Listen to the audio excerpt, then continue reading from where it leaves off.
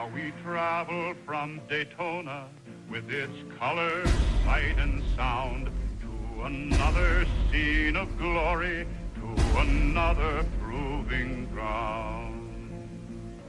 Maverick wins the Daytona 250.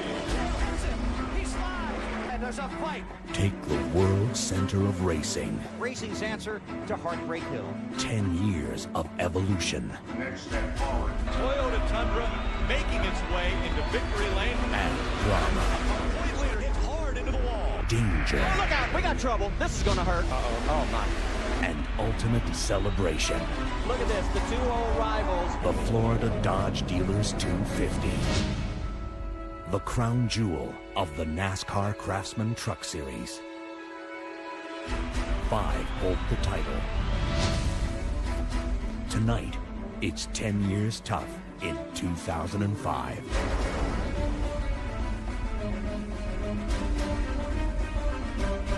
The Great American Truck Race. What does a man do to turn the automobile you and I drive into a racing stock car?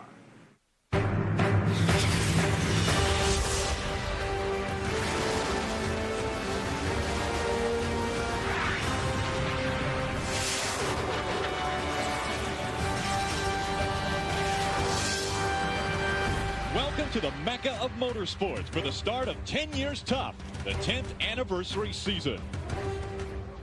Speed Channel's coverage of the NASCAR Craftsman Truck Series pre-race show is presented by Craftsman.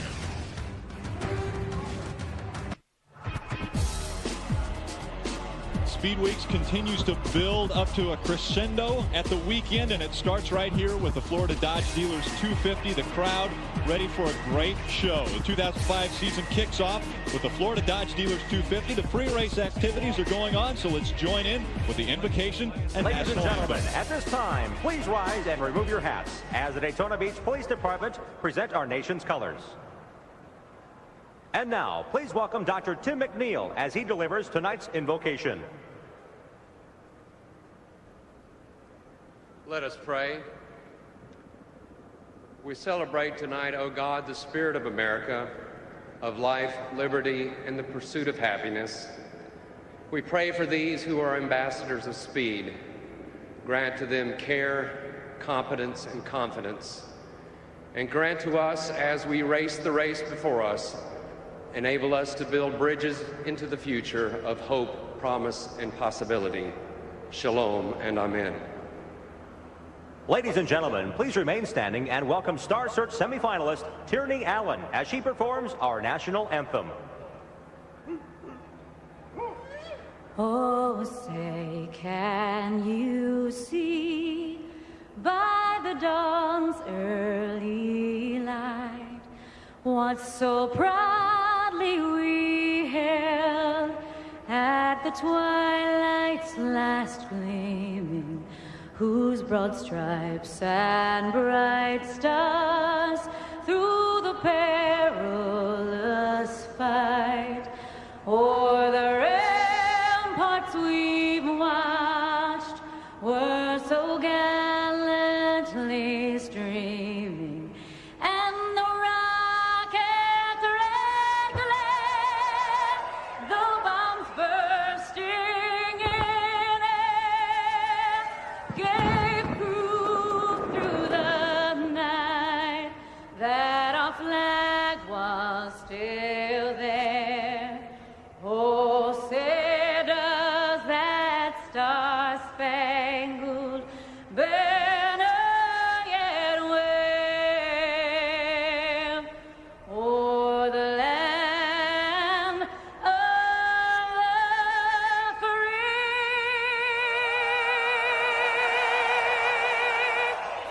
and the home of the brave.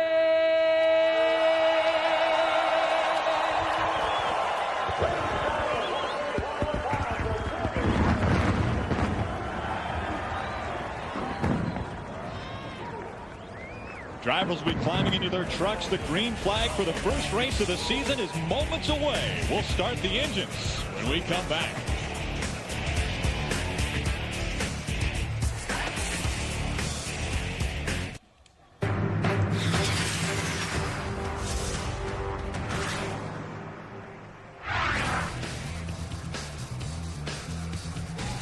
Welcome to the NASCAR Craftsman Truck Series Florida Dodge Dealers 250 on Speed Channel.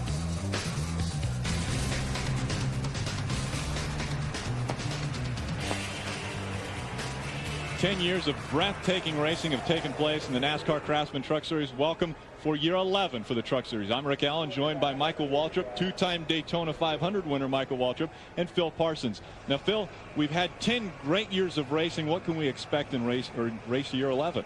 Rick, I think last year was the most competitive year in the history of the Craftsman Truck Series. This year is going to be even more competitive. You've got former Nextel Cup regulars like Jimmy Spencer, Johnny Benson, Ricky Craven, Ty Bodine, all going to run full-time, along with two-time champion Ron Hornaday. The action is going to be terrific all the way to the last race at Homestead, Florida. But what better place to kick off this series this year than here at Daytona, Michael? Well, you talk about competition, Phil, and it is intense, but this place sucks truck together. Every truck you see will be running tightly in a pack. The draft, something you can't even see, air off the other trucks, is going to have the most important effect on this race tonight. When these trucks are drafting, they're loose, they're unstable. We've already heard series champion Bobby Hamilton say, "We give. We're going to be at the back for a while and let these guys sort this stuff out." When these trucks go to racing, it's going to be something unlike you've ever seen before, and we're going to show you here on Speed. Chill out. Try to breathe a little bit, because you won't be able to when they start racing. Well, a third of the entries are Nextel Cup veterans, and so we've got a lot of experience that's in this field tonight, and one of those that's one of the most experienced is Ricky Craven, and he's a part of that list as well. Steve Park, Jimmy Spencer, Johnny Benson as well. Ray? Well, guys, I think this is a truck to watch. The chassis is number 23. The truck number is 99. Ricky Craven was chosen by this man right there, Jack Roush, and he said, "This is the guy we believe that can win us a championship." Ricky Craven starts 26 today, but I don't believe it'll be too long before you'll see this Super Chips Ford work its way to the front. Wendy? Driver Casey Kane had a 2-race win streak the final 2 races of the 2004 season. In 2005, Jimmy Spencer steps into the 2 truck for Ultra Motorsports. Now, he's had a little bit of problems this week. Yesterday, it was a throttle linkage problem during his qualifying run. The team made those changes, got it fixed. Now he's waiting on his helmet. A little bit anxious, Jimmy Spencer, no helmet. Now let's get this thing started. Drivers, start your engines.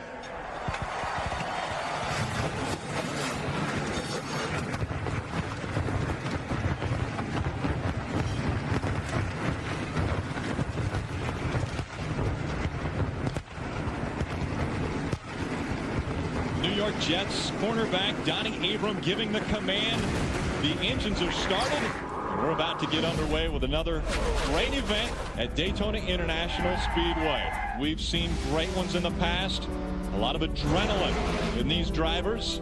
The winners from Joe Ruttman, Mike Wallace, Robert Presley, some of the greats in the Truck Series. And Robert Presley's back in this field tonight. We'll see if we add a 6th winner tonight in Daytona.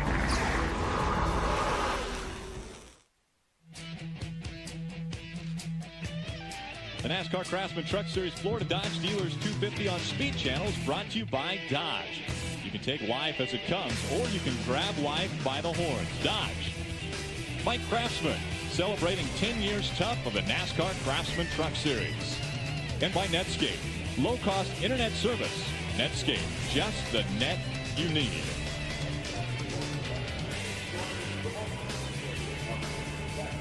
"36 trucks wanting to get out onto this 2.5-mile tri-oval for the first race of the season.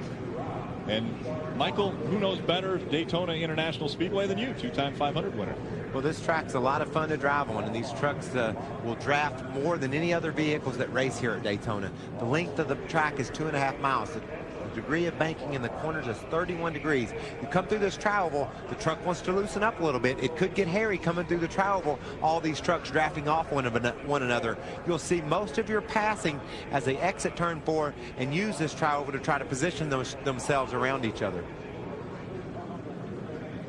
Let's take a look at the Craftsman race analysis. 36 trucks starting, 100 laps, 250 miles. The purse is a little over $800,000. The pit window is about 32 to 38 laps. Now that's assuming we're going to go green all the way.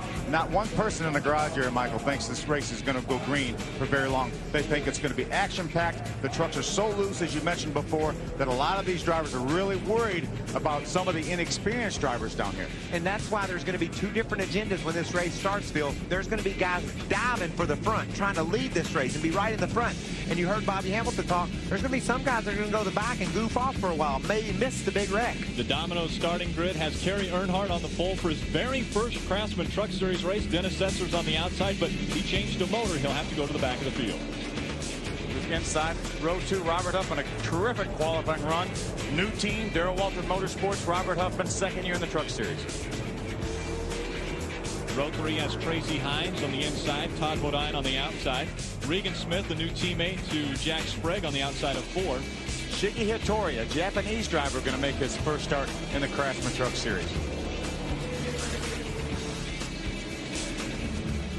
Michael, we were talking about Bobby Hamilton saying he may try to work his way to the back.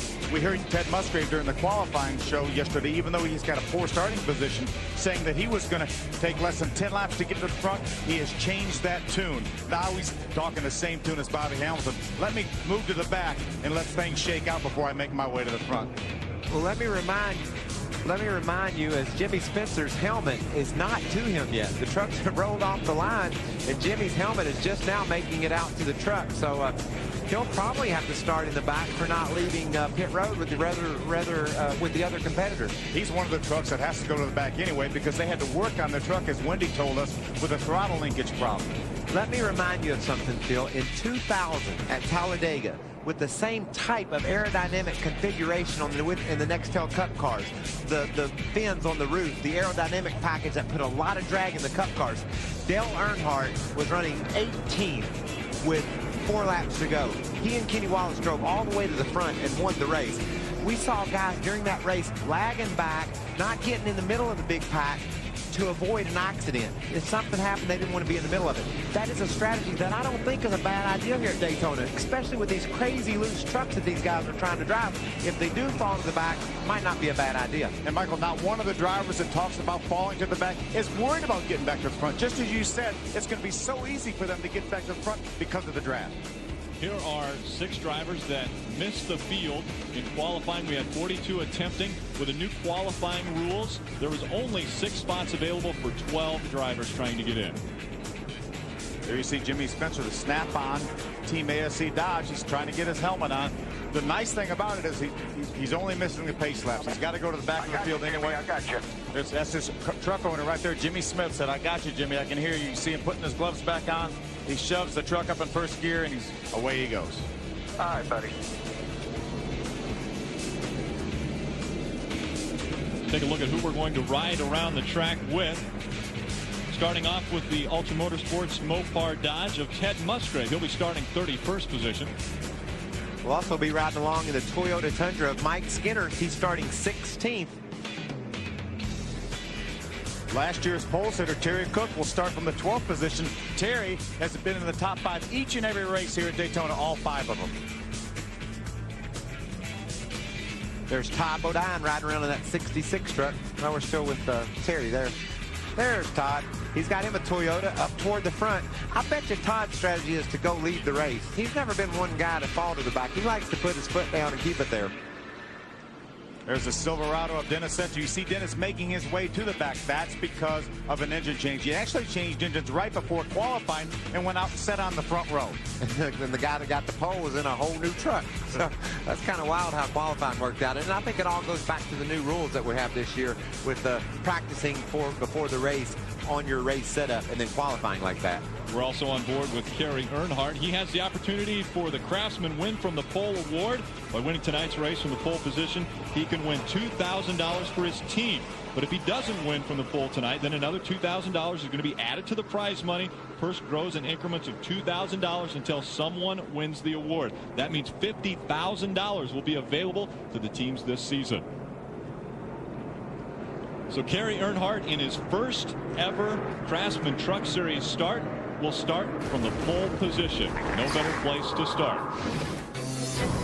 10 years tough of the NASCAR Craftsman Truck Series. The faces and names of this series are becoming synonymous with tough drivers. We've had 7 different champions over the 10 years of this series, and they've all been great champions.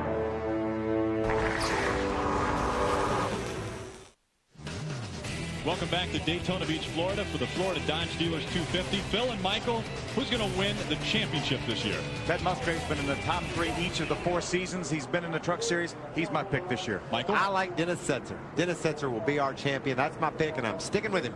Ray? Well, guys, I think it's Johnny Benson. Last year, he only had 2 finishes worse than 13th, and it's going to be consistency in an incredibly tough field this year that wins it. JB will get the title. Wendy? My pick for 2005, Ron Hornaday returning to the Truck Series. It's going to be a competitive year, guys. Well, we're all going to pick a different champion because I'm going to say Ricky Craven. I think moving into a very successful truck that Carl Edwards jumped out of in his experience is going to win the championship this year. Ricky, you know, Michael has a tendency to change his pick 2 or 3 times throughout the early races. No, I'm taking Dennis Setzer, and I'm sticking with him for now. All right, we'll see. For now. The field of 36 makes their way out of turn number 4, comes down the tri-oval. The next move will be a left turn by the pace truck, and that will leave the reins of the machine behind Kerry Earnhardt. He will now set the pace until the first green flag flies for 10 years tough of the NASCAR Craftsman Truck Series. And we are underway with the Florida Dodge Dealers 250.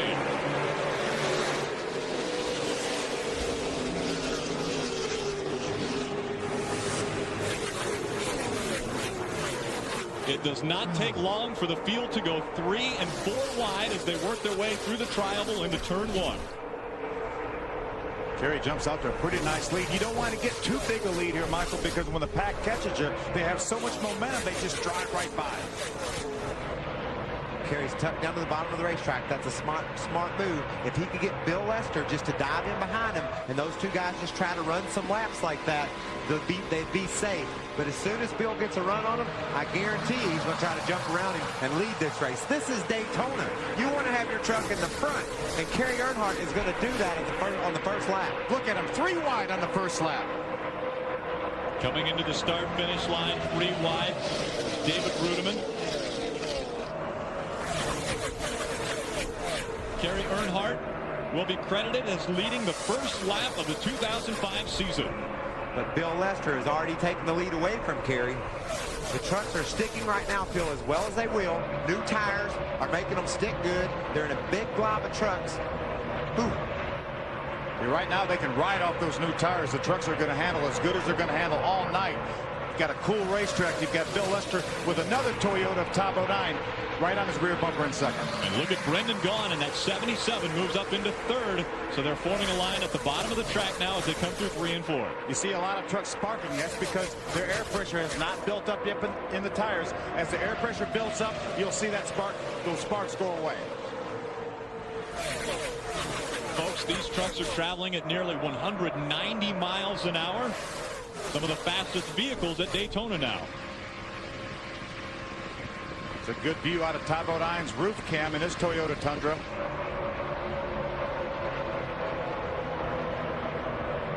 You see him fan out down the backstretch. They see the yellow line on the right-hand side of your screen. That is out of bounds. You're not allowed to pass a truck by going below that yellow line. And Phil, we know that all 36 of these trucks could be running in one pack if they wanted to. But look at the top of the screen when we get a shot of it. There's guys that have already fallen a corner back, and these trucks are all fast enough to be right up in this lead pack. They've elected to fall back, thinking that something's going to go wrong in this massive pack leading the race.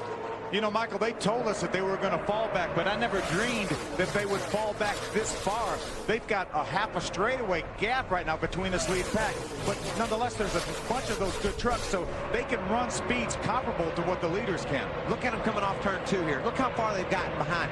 But they haven't made it yet. Here they come, led by Steve Park, Bobby Hamilton, some of those guys in the back. They are safe back there. They cannot lose the draft, and they will be able to keep up. And if something goes wrong, they can get on the brakes and not crash. I was talking to Dennis Setzer right before the race. He said the problem is if everybody wants to get back there and something happens in front of you, so they're going to crash trying to slow down the misdirect. And We're being told that the 59 of Robert Pressley may have brushed the wall. Let's take a look. See, Robert, he almost gets forced up there a little bit. I believe that's Shiggy Hattori, the 9 Toyota, right in front of him. Is that Rick Crawford? Rick Crawford on Robert. And look at Robert's truck. Talking about tough trucks. He's hit the wall and he's driving past them all. Bringing Ted Musgrave and the 1 Mopar Dodge with him. Now, will that knock the handling out of the front of that truck? You know, Phil, the front ends of these trucks are so wide, it definitely slows them down. Trying to break a bigger hole in the air. He knocks that right front corner in.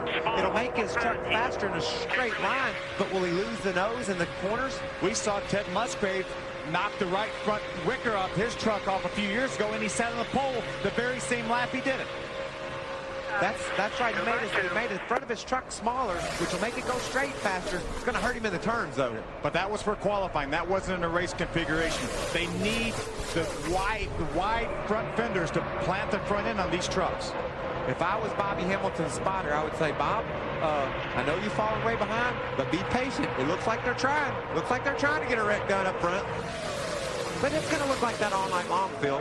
They're going to battle from the start to the finish just like this. These trucks draft so well, they punch such a big hole in the air that you're not going to be able to get away from one another. We're going to see 2-3 wide racing the entire time.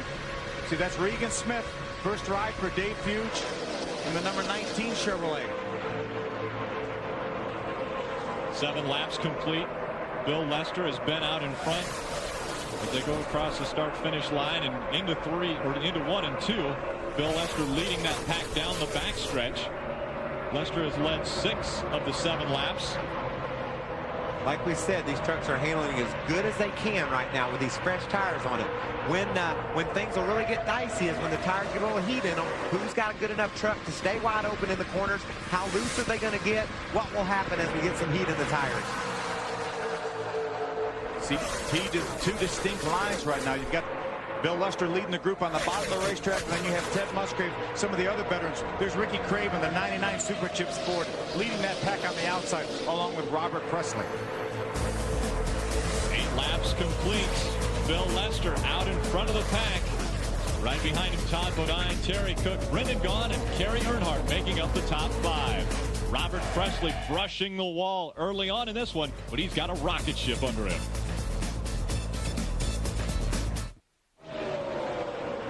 Welcome back to Daytona. Rick Crawford just taking an unbelievable ride and coming to rest in the infield just in front of the grandstands. The caution comes out. The field slows down. Bill Lester still out in front of this pack. And Rick Crawford, the only truck being caught up in this. So it wasn't multiple trucks, but folks, we're seeing this truck moving and driving back out on the track. And you see the replay of this one, you won't believe it. You can see the damage on the roof of that truck. It turned over. I'm okay. You heard Rick, he said it turned over, but I'm okay. And you can hear the crowd screaming. We're supposed to throw 4 front tires on it, guys. We're going to get that hood back on it. Take a look here what happens. He's right now, he's racing in the 4th position. He looks to the inside of Todd Bodine. Todd comes down the hill, forces him to the inside. The air gets underneath the truck, turns it over 1 revolution, and then back on 4 wheels. What a ride. What a ride. He needs to make sure he doesn't go too fast right now. He's got a flat right front tire. Check out this look. Todd just ping-ponging back and forth, Bill. Yeah, he bounces off of that Terry Cook truck into Rick Crawford. You can see the tire mark on the right side. You see the wheel still spinning on Rick Crawford's truck while it's up in the air. He hits the brakes there. He was finally smart enough to let off. That's using your head. He's flipping over at Daytona and he let off the gas. I'm proud of him for that. He's going to have a flat right front tire. If he can nurse that thing back to the pits, he might be able to keep racing. Let's take a ride with Terry Cook. Terry Cook was on the outside. He's the truck that Todd Bodine got into. You see, there's a contact, and Todd bounces off him into Rick Crawford. Just 3 wide racing off the turn at Daytona. And these trucks are really unstable this year, Phil. They're a little bit loose, and so any turbulence at all could have kicked Todd Bodine's truck sideways, and he had to go somewhere. He went out, hit Cook, then came off and hit Crawford. The fans are loving this. They're on their feet cheering. On their feet cheering for Rick Crawford as he comes down pit road right now. They are amazed, as we are, that Rick Crawford is still running this race, let alone driving down pit road and expecting to come back out. The right front of that truck took a pretty hard hit on the ground. Let's go down to the pits and Wendy Venerini. Damage on the nose of Rick Crawford's truck as well on all ends and the roof. They're changing 4 tires, checking for damage. Elsewhere, it seems like he should be pretty good once they get these tires on there and push down the hood, and he'll get back on the track, guys. You see the NASCAR official looking at the roof flap. They want to make sure that that roof flap is not damaged. I think if the roof flap is inoperational, then they will not allow him back on the racetrack. It looks like it's going to be okay. Yeah, you can see the official grab it. He was able to pull it up. Now they're pointing at it. It comes up a little bit, but not enough. They need to pry the sheet metal away from that roof flap so it will come up. I'm afraid there might be some right front suspension damage, Phil. That thing landed hard on that right front corner. Oh, we're getting a report now that there's a problem with the oil pump. Sorry, Stolen. You know, we saw Dale Earnhardt flip over here a few years back. And drove it back. Almost got into the ambulance and then decided, no, I'm going to see if it'll start. I'm going to get back in that car. Drove around and finished up the race. If you heard Rick Crawford make the comment to his crew, it turned over. Just stay calm. Just stay calm We here. got some trucks on pit road led by Ted Musgrave. Lots of trucks. More than I figured at lap 12, huh? Rain. Well, guys, they were about 220 on the oil and the water, so they decided to pull a little tape off of the front. Also going to put fuel in this thing. 1 round of wedge for Ted Musgrave. We also see the 2 truck of Jimmy Spencer came in. He's going to get fuel only. They did fuel, no tires this time. Now, Jimmy went very far forward in his pit, had to wait just a little bit on Bobby Hamilton. Lots of trucks coming down pit road, including Johnny Benson and the 75 of David Starr. Ray, What happened, guys? Spencer got crashed. Got hit in the right front corner by number 18. Let's see if we can take a look at what happened to Jimmy Spencer. It looked like he and Chase Montgomery in the Federated Auto Parts Dodge got together leaving pit road. It looked like Bobby Hamilton didn't leave his box very fast, Phil. And watch, Jimmy finally says, well, come on, Bobby, let's go. And pulls out. Wham! Boy, Chase had a full head of steam there, and Jimmy really pulled right out into the side of him. Yeah, and look at the damage up on the right front of that truck. You can see right there, it looks like maybe even knocked the toe out on that truck. Jimmy Spencer may have a little bit of damage, but what a ride Rick Crawford goes for. The Florida Dodge Dealers 250. Rick Crawford, the 2003 winner. Drama continues for the NASCAR Craftsman Truck Series in season number 11. Jimmy Spencer catching up to the pack after he made another stop because of the damage when he came out of pit road. This was a pretty hard hit, Phil. Sure was. As you mentioned, Bobby Hamilton did not really pull out of his pit as quickly as Jimmy Spencer wanted him to. So he's going to pull around, and there's, you see, a very close call between Ted Musgrave and the 8 of Deborah Renshaw. You see Jimmy pull out around Bobby Hamilton, and bam, makes contact with Chase Montgomery. Okay, I hope you caught your breath. It's time to get all back up in the middle of this mess. Bill Lester leading the field back to the green flag and back underway.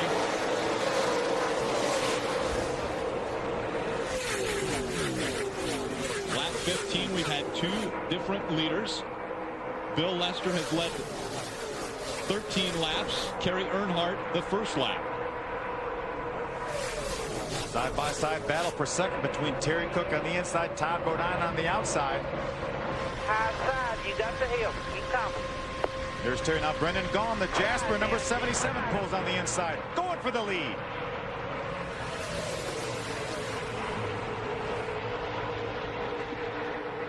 Inside line, Brendan Gaughan. This is so crazy. Look at that big lead pack, and then the gap back to the rest. They've already backed off, and we just got started. Brendan Gaughan out in front. He leads his first lap. Wendy? Terry Cook has been complaining that his truck needs more grip in the tires. The truck's moving around a bit, so you see Terry Cook lost a few spots right there on that lap. Ooh, they're all going to complain about that. They've only run 15 laps on these tires. They got to go another 20, Phil. Yeah, the top 18 trucks stayed on the racetrack. But even all the guys that came down pit road didn't put any tires on. Most of them did fuel only and maybe some chassis adjustments. On board with Mike Skinner. Matt Crafton on his outside in the Menards number 88. This is the lead pack we're looking at. There's a good 15 trucks that have elected to fall back some 2 or 3 seconds off this lead pack. How long do you hang with that strategy? I like these guys. They're being patient. They had a plan at the beginning. A lot of times they'll fall back a little bit and they'll just lose their mind. They'll say, oh man, we got to catch up. We got to catch up. They've decided that this is the plan they're going to stick with. How long do you stick with it, Phil? And watch them, Michael. They're all running single file. There's no sense running at the back of the pack and running side by side. Ray, what's going on down there? Well, Phil, just wanted to add to what Michael thought. It's 65 laps is the number that Bobby Hamilton told me that group in the back would start to make their move forward. They want to lay back there that long because look at this action up front with them going 2 and 3 wide. They just don't believe that they're going to be able to continue this kind of racing without a big crash. So they plan on running that trail end till lap 65 or even maybe 70. Ray, you're exactly right, and they're exactly right. They know there are going to be some more caution flags. They're not worried at all about losing this lead draft. They want to stay back there, run single file, and keep their truck in one piece and have something to race at the end. It's 2 different groups of trucks, 2 different attitudes. You got them 3 wide in the front pack, you got them single file in the back pack. And for this point in the race, there's no reason to be putting yourself through all this other than wanting to lead, which is cool. So you're okay if you're Brendan Gaughan up there and Bill Lester. You're right at the very front of the pack. Dennis Setzer used this strategy last year. He led a bunch of this race, never got out of the top 10, had a flawless race and finished in the top 10. For Brendan Gaughan, people like that, it's working. But for the guys in the middle, well, maybe it didn't work so much. It looked like Brendan Gaughan almost got a shot from Regan Smith.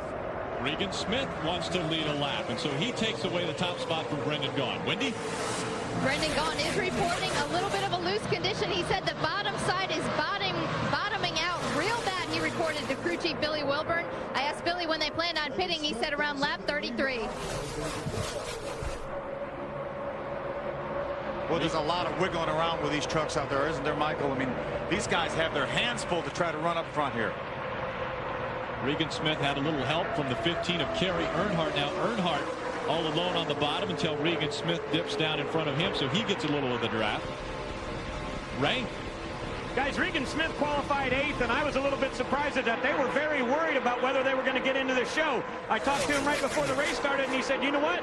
We thought we had a top 3 truck, so I'm disappointed with 8th. This is actually a truck that Ron Hornaday used to win back in Homestead in 2002. It's chassis number 29, and Regan Smith says he feels like it's the very best going down the Brack straightaway and into turn number 3. He said he feels like it's really good in 3 and 4, a little bit tight coming off of turn 1. Look at that pack of trucks, Phil. Lap after lap, turn after turn, all over one another. And like you said, sliding and slipping every which direction. Here comes Todd. Nope, that's Todd's old truck. Chad Chapman to the bottom for the lead with Ricky Craven right on his bumper. Now, you would have thought Ricky Craven would have been one of the veterans that would have laid back with Bobby Hamilton and Ted Musgrave and some of those people. But, hey, he's been trying to make his way to the front this entire race. Riding on board with Todd Bodine as he gets a look at Brendan Gaughan just in front of him. A lap ago, Kerry Earnhardt was going for the lead. That time by, he's out of the top 10. Ricky Craven, the biggest movers tonight. Shiggy got a little jiggy. Shiggy able to hold on to it. But right in the middle, we've talked about the pinball effect from the middle of this pack. Shiggy says, I want to get out of the middle. I don't care if I'm on the inside or I'm on the outside. I just don't want to be in the middle. The Ison number 9 going for a little ride there. Here comes the pack. Running back up on Shiggy. Going around the outside is Terry Cook. Kerry right behind him. There's Ron Hornaday, the 6 Goodwrench Chevrolet on the inside, right behind Shiggy.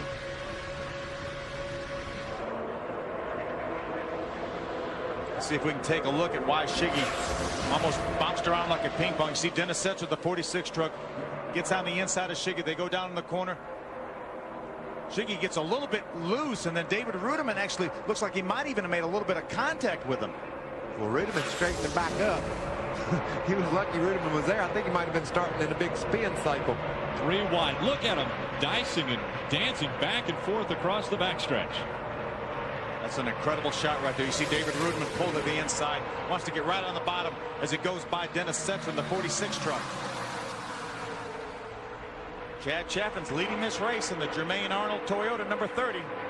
That's a strong team, Phil. They debuted last fall, and man, they went to winning races, leading laps, and they've taken right over where they left off last year. Got a truck to the pit. Robert Presley, we saw him make contact with the wall earlier. A little early for scheduled stop, so he's definitely got something to miss. Robert won this race a couple years ago, and he also finished third in this race. Actually, 2003 finished third in this race, so it has a tremendous record here at Daytona in the truck race. Ray? Well, guys, he said he felt like that right front tire was going flat. They knew they had a little bit of damage on that fender, and he said it really felt like it was getting very soft in the right front. He didn't want to take a chance of wrecking it, and they just decided, while we're already here, we're going to go ahead and go with 4. Don't know whether he'll be able to stay on the lead lap with 4 tires and a little bit of a hang-up on the left front. They get it on, but he is going to lose a lap here in the pits. Robert Presley makes his way back out onto the track. The pack making its way by Robert Presley. 5 different leaders in this race. Bill Lester has led the most laps. Chad Chaffin now out in front of this pack as we've completed 23 laps. Chaffin in front for now. This Monday, Speed presents a NASCAR show for the NASCAR masses. NASCAR Nation. More than just news, it's an all-access pass to the hottest sport in the country.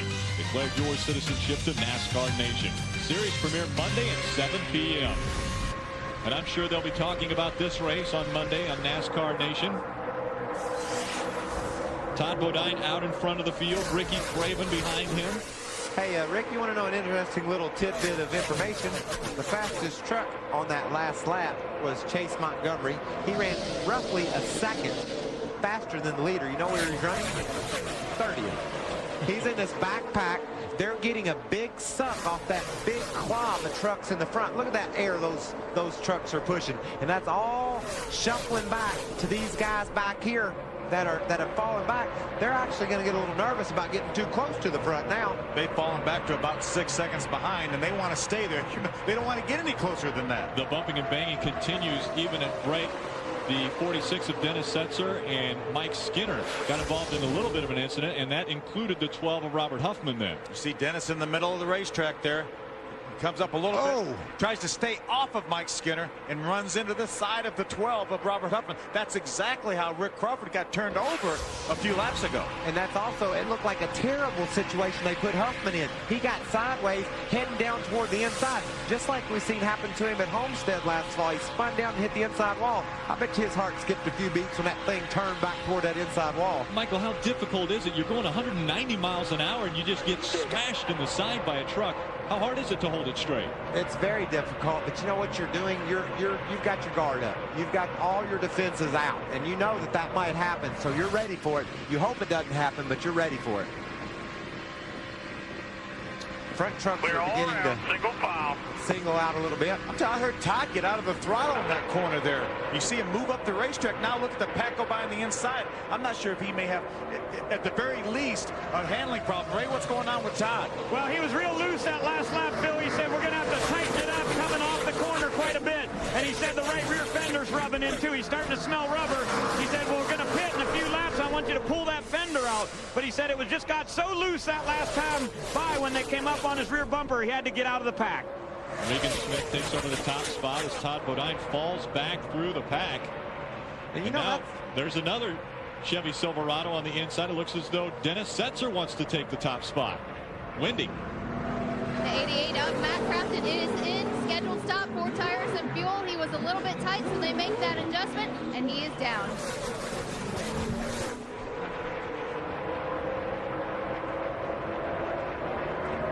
Big lead for Dennis Setzer. He's not going to want that lead, that big lead when he gets down off of turn number 2.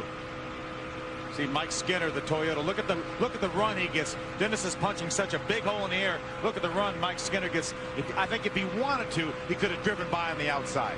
But these trucks aren't handling real good right now, Phil. We're getting real close to our first pit stop. I'm impressed that this big pack in the front's been able to stay as relatively calm as they have. Now, when I say calm, they're 3 wide, they're side by side, but we haven't seen a whole lot of running into each other except for the little incident off turn 4 there a minute ago. Michael, look at Robert Pressley. He came out of the pits with Ford tires, and he was at the very front of that second pack, 6 seconds behind. Look, now he's caught that lead pack. Look what Ford tires are doing for his truck. Now remember, he is 1 lap down because he came in to change a tire under green flag situations. But I feel pretty good about the lucky pass deal right now if I were him, and this would be biding my time until these other guys pitted. He's going to come out all by himself, though, Phil, I believe, when all these cats pit. So that might serve him, deal him some bad cards if he's got to do that. I think he would probably just as soon have a caution come out right now, get the free pass, go back to racing after that. Riding along with our pole sitter, Kerry Earnhardt. Kerry's dropped back to 12th position. Listen to him get off the gas, getting in the corner. That's something you would never dream. Clear. They're going to pit. Got some guys probably coming to pit road here. Yeah, got pit stop outside. Watch the 12. Watch him outside. Good spotter. They're trying to keep Kerry aware of who's around him. There. They told him the 99 was coming out on the outside and the 59. Got a bunch of the leaders on pit road. Chad Chapman had been leading some of this race. He's on pit road, as is David Rudiman, Robert Huffman. Huffman received a little bit of damage there off turn 4. Those guys will have to check that out. Wendy?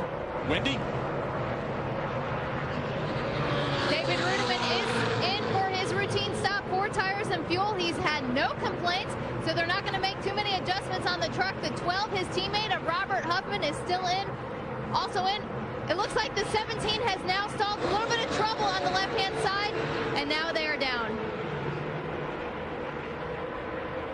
More trucks coming to pit road as they come off turn 4. Setzer and Regan Smith, Hornaday, and Robert Pressley all stay on the track. But here comes Skinner, Cook, Brendan Gaughan, Craven. Wendy. 5, and Mike Skinner is in for his routine stop as they're on the right-hand side. He was a little bit loose at the start of the race, but he is okay now as the crew goes to work on the left-hand side. And next time by, we will see Dennis Setzer coming down pit road, our leader. Let's go to Ray. 99 is in. Ricky Craven in that Super Chips Ford. He said he was really loose coming off of turn number 4 the last 2 laps. So they said tighten it up with air pressure. They'll do that in 4 tires. All the fuel is in for these guys. Pretty routine stop, no problem. Just a little bit of a hang-up on the left front. Craven gets back to the racetrack. Now this time we should see the 19 and the 46 coming down pit road. They just called on the radio and said, let's get tires this time by. Will they pit? They sure are, Ray. There's Kerry Earnhardt. He was awfully slow coming into the pits. I'm not sure if maybe he ran out of fuel already. You see him put 4 tires on the truck. Wendy. The 46 of Dennis Setzer is in for his routine stop. It got a little hairy a few laps ago. Crew chief Eric Phillips was clenching his fist. They are taking 4 tires. Looks pretty routine on the 46. Let's check in with Ray. 19 is in also. Regan Smith, who has run up front throughout the course of the day. Qualified 8th and been up front. He said we want to go up 1 pound of air pressure on the right front. They did that. Other than that, no chassis change. They did not move the track bar or any wedge. So just do it with air pressure. And Smith goes back to the racetrack. Setzer will get off the pit road first, and right behind him, Kerry Earnhardt. Regan Smith just in front of Kerry Earnhardt. Kerry Earnhardt must have run out of fuel because his crew had to push him as he was trying to exit his pit stall. Out in front of the field, it's 2-time series champion Ron Hornaday leading the field around this 2.5-mile trioval.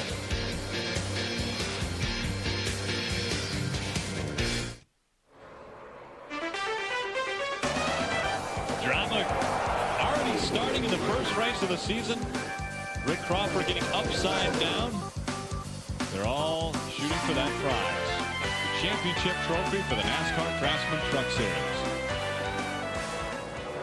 Drama continuing. Mike Harmon in the 21 getting spun around in turn 4, coming off of 4. Actually hits the wall on the inside of the track. It's going to be a tremendous break for Ron Hornaday and some of these other trucks that pitted back on lap number 12 on that caution flag. They stayed on the racetrack, but it's going to be a horrible break for some of the good trucks because now they find themselves a lap down. Ron Hornaday has to have a good truck, Phil. Here he is on tires that are just about gone. He's got to pit in 4 or 5 laps, but yet he's able to hang right with the leaders. Drove that truck around on the older tires and kept it right up front. So that's a sign to me his truck's working. And Michael, we saw how good the tires were for Robert Presley. He caught the leaders from 6 seconds back in a matter of about 6 laps. Take a look at Mike Harmon's problems. Looks like he got a little bit loose and jumped up in front of Deborah Renshaw. There was probably some contact there. It sent him around. He made some contact with the inside wall, but it didn't look like a great deal. So there's a bunch of trucks that need to just come on. They're not. A little bit before that, Brad Keselowski in the subcruise.com Ford had a close call. Watch him. You see Terry Cook move down. He gets big time sideways. Oh, wow. Nice save for his first time ever at Daytona. What do you think David Ruderman was thinking? Oh, here we go. Here we go. Not going to be any fun. Brad Keselowski was thinking right then? Guys, good call. He was too busy. He was too busy to be thinking right then. That was more reflex. Mike Harmon bringing the 21 out after they surveyed the damage on that. Made some adjustments and brought him back out. And Brad Keselowski looks as though he's going to be coming in. And that's Brad. Brad is running in the second position right now to Ron Hornaday. He's one of the trucks that pitted back on lap number 12, so he had enough fuel to stretch it. A lot of the trucks that stayed out all made their green flag pit stops. And now Robert Presley and Robert Huffman, Regan Smith, Brendan Gaughan are all a lap down. Todd Cleaver running for Rookie of the Year this year, currently being shown in 3rd position. He takes over that ride from John Wood. John Wood moved into the Busch Series this year. Phil, these are the trucks that were ahead of Hornaday on the track. They're marching their way back around the track to catch up with the lead pack so that they can make their pit stops. Now they're on the lead lap. They managed to get ahead of Hornaday before that caution flew. Guys like Robert Huffman, you can see the 19 of Regan Smith, Brendan Gaughan, Brandon Witt, all these guys couldn't get ahead of Hornaday, and so now they're a lap down. The second caution has come out. Pits are closed. That's the sign you see there with the flag. We'll be back with more racing. Daytona. Welcome back to Daytona. In the middle of pit stops, Brad Keselowski is in for his routine stop. He's celebrating his 21st birthday with his first ever Truck Series start at Daytona. Also right in front of him, Dennis Setzer is going to come in and gas and go. Let's check in with Ray. The Goodwrench Chevy is here, Wendy, for Ron Hornaday. Routine pit stop, no changes for his chassis. Just going to be a 4-tire stop and plenty of fuel. You see Hornaday on the top of your screen. At the bottom of the screen, the number 50 of Todd Cleaver. Realize Cleaver pitted on lap 12 and put on 4 tires and lowered his track bar. This time they'll put on tires again. He's down and away, but realize they're on their second set of tires already here when we're just at lap 41.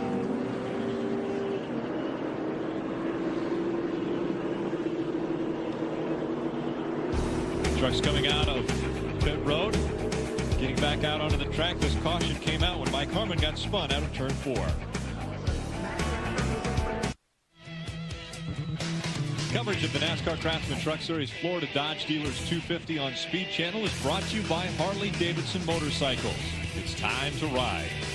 By Miller High Life. To live simply, proudly, boldly, manly. This is the highlight. And by Domino's Pizza. Get the door. It's Domino's, the official pizza of NASCAR. And of Michael Walker Racing. We like Domino's. We endorse Domino's. Field being led by Terry Cook. Terry Cook has the top spot. He's not actually the one that's in front of this. Right, green flag. Got 3 trucks, actually about 5 trucks that are ahead of Terry Cook. Maybe 6 or 7. Wanting to get back on the lead lap. They're on older tires, a little bit older than a lot of the guys in the field, so this is going to provide for a shakeup. You're going to have a lot of stuff going on here right at the front of the pack, Rick. The 12 of Robert Huffman actually led the field down to green. He is on the tail end of the lead lap. And these guys don't have any choice. Whoa, me. Early on. These guys don't have any choice now. It's not about laying back and hoping something goes wrong up front. They got to get their lap back. They got to get back right now. Well, Shiggy Hirtori in the 9 truck is going to the front. He's being shown on the tail end of the lead lap also, so he wants to definitely stay in front of the leader. This is when it gets tense, when you got people on different agendas.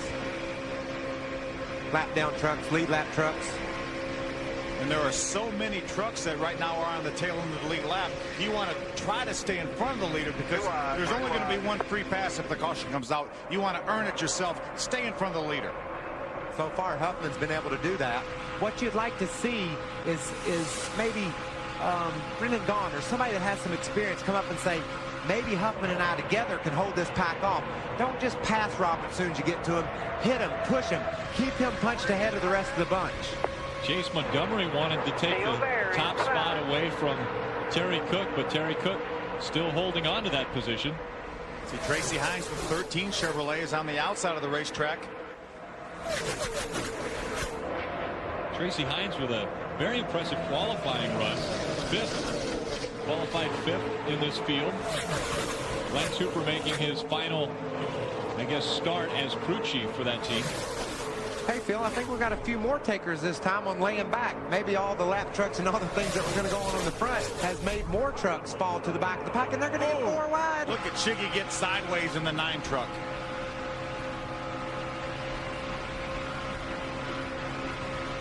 Dennis Setzer right in the middle of this pack, fifth. Right in front of him, Ron Hornaday. Both trucks in the middle. I don't see how this is working. Look at Shiggy. He moves up into the middle. Opens up the bottom for Regan Smith. He doesn't want to be there. I'm not sure he's going to be there that much longer. Gary Earnhardt in the Albertsons 15 on the outside. Shiggy Hattori again getting stuck in the middle a few times already tonight. It almost looks like the line he runs, Michael, kind of leaves him in the middle because he runs in the middle of the racetrack even when he didn't have anybody on the inside. As you see Ron Hornaday look to the inside, almost drive up beside him. Wow, that's a great shot there, Phil. Watch all this jockeying that's going on the back straightaway. Oh, they're moving everywhere, trying to protect their line, keep a lead, gain a spot. Stay in front of the leader. Robert Huffman was trying to do that. Got Tracy Hines now leading that pack. Low, good morning, clear low. Okay, that camera's making me dizzy. It might have fallen off with all of the banging that's going on out on the track. There's Terry Cook, our leader. Now he's moved his way up into the second position on the racetrack right behind Tracy Hines, who is on the tail end of the lead lap. Tracy Hines would love to have a caution fly right now so that he can stay on the lead lap. There's the 18 on the outside, Chase Montgomery. He's being shown right now in the second position. He was actually on pit road when that caution came out, and he was able to get to the start-finish line before the leader. That's how he stayed on the lead lap. Saw Brendan Gaughan go below, I'm nervous, go below the yellow line there a little bit. See what NASCAR thinks about that. Wow, 3 wide off the turn. Historically, that's been trouble. You know, we've run almost 50 laps now, and things haven't calmed down one bit. No, nor did we expect them to, Phil. Now Regan Smith and Ricky Craven taking the center line, which has been very difficult to hold around this tri-oval. You gotta like what Terry Cook's been able to do right now. He's got that truck at the front, and he's been able to keep it there for a while. He's so good at this racetrack too, Michael. You know, we mentioned earlier, he's never been out of the top 10 in all 5 starts here at Daytona. Okay, until you've been out there and experienced what it's like to hit a wall going this fast, maybe you can't respect how scared I am. There's Terry's record right there. Look at that. A 5th, a 9th, a 6th, a 6th, a 4th. And he's the only driver. Oh, there we go. Here's a problem. Gary Earnhardt gets spun sideways. Problems stacking up behind him. Cars racing down pit road again. Chase Montgomery involved in this one. Regan Smith. Shiggy Hattori. Todd Cleaver. Problems again for Todd Cleaver. Brandon Witt makes it into the infield. And here comes the trucks by that laid back. You see Jack Sprague, Steve Park, Casey Atwood, they all laid back. Bobby Hamilton. Bobby Hamilton's just now getting to the crash scene, Phil, and he's up in first gear, idling through. Yeah, and a lot of the trucks that laid back with him went down pit road. Pretty good call to lay back here, wasn't it, Michael? I don't see where it was the wrong thing to do. Knowing the history of this event, knowing what was going on in the front, Shiggy must have got his throttle stuck a little bit. Pole sitter Kerry Earnhardt making his way across the infield. It started with Kerry, but he might have got hit. I mean, no telling what happened to turn Kerry. He was the first truck I saw out of control, but they were asking for it. Each and every lap, we saw them come off turn 4, 3 wide, bouncing around, dancing. You see Chase Montgomery with a considerable amount of damage to the Federated Auto Parts Dodge. There's Ron Hornaday. Had such a great run, a good strategy. Look at all the damage to that Goodwrench Chevrolet. And more damage will continue to take place as the rubber is torn away from the tires. This is another truck that was hauling the mail. Regan Smith, such a great run. His 4th start ever in the Truck Series. Led this race. See if we can take a look at what caused this, Michael. Here they are coming through turn number 4. See, Kerry's right on the bottom of the racetrack. He looks like he gets a little bit sideways right beside David Rudem. It didn't look like there was any contact. It looked like he just got loose on the inside. When you're on the inside of another truck, it robs that truck of air off the spoiler. It looks like he just got loose. Take another look. They're side by side, and it's just almost impossible when you're driving that close together and you're trying to do it 3 wide to keep the thing going straight. See Tracy, Matt Kraft on the 88 gets run into from behind, gets turned around. And watch these. There's Dennis Setzer, Chad Jaffa. They go down pit road at 180 miles an hour, just like Carl Edwards did last year, and he came back and won the race. Are you okay? Take a look at it at regular speed.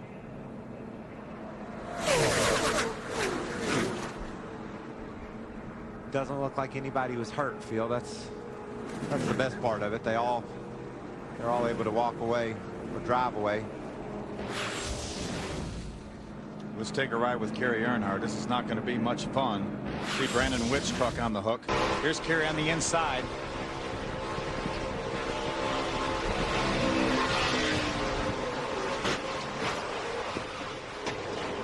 You heard him playing with the throttle even before he got sideways. So he obviously knew his truck was a little bit loose. And then when he kind of sucked up into the side of David Rudem and just pulled him around.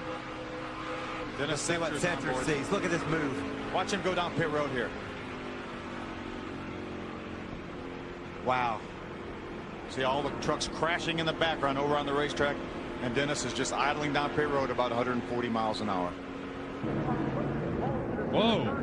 Shiggy Hattori, that was at the end of that one. Regan Smith in the 19 just in front of him. He may not have had any brakes. As much damage as Shiggy had to that truck. Flames coming out from underneath the Goodwrench Chevrolet of Ron Hornaday. That's those shredded up, torn up tires. Rubber getting against, maybe knocking a hole in the oil cooler and causing a fire in the hood. Pretty good fire, Phil. Yeah, it sure is. It looks like right in the spindle area, so that's probably, you mentioned rubber maybe getting on the headers or something like that. Cars being taken back to the garage. This is why we're under caution number 3. Kerry Earnhardt in the Albertsons number 15 gets sideways, checks up and makes his way back across the track in front of Ron Hornaday. And then numerous trucks caught up in this incident. We'll be back with more from Florida.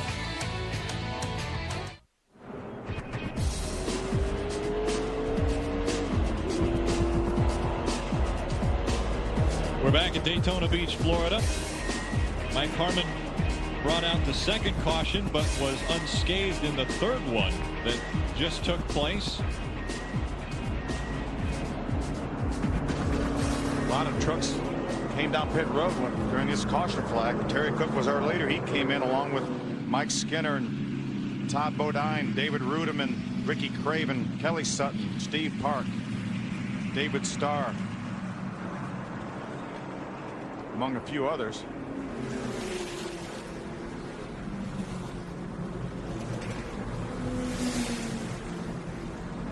Well, let's take a closer look at the Premier Division of NASCAR in our Nextel Cup update. Look at the starting grid. Dale Jarrett, Jimmy Johnson taking those 2 spots from qualifying, and then look who's in row number 2. Tony Stewart. Who else? And me.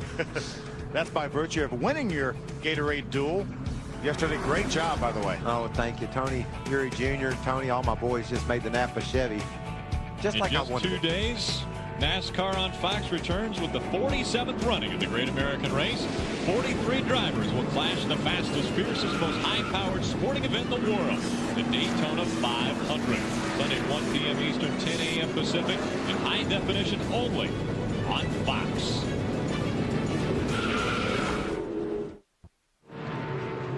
Welcome back to Daytona. Dennis Setzer was just in for a pit stop, 4 tires and fuel on lap 54 for Dennis Setzer. We're getting a report, Rick, that all the trucks that we saw, Dennis Setzer being one of them, that came down pit road to avoid that accident are going to be penalized and put to the back of the lead lap because NASCAR said they did not make any attempt to slow down on pit road. See, Brad Keselowski, this just happened moments ago. You see him lock up the brakes. Oh. Ooh, and runs in the back of a tire carrier. Well, we've got a guy pinched in there as well, holding the catch can. Man, these rookies, when they come to Daytona, they can't just quite get a grasp sometimes on what it's like to get stopped on pit road. We saw in the ARCA race the other day a guy slide through his pits. It's just really hard to impress enough upon somebody who hadn't been here before how hard it is to get stopped in your box. Ray?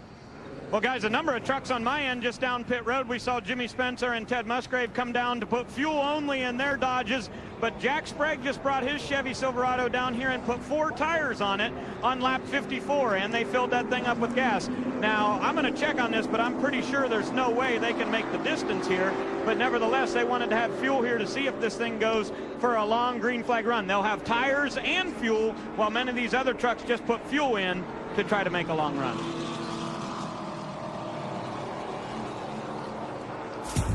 Problems in the pits. Brad Keselowski coming in just a little bit too hot. Getting into the back for another try. Coming to the start-finish line, we'll restart on lap 56.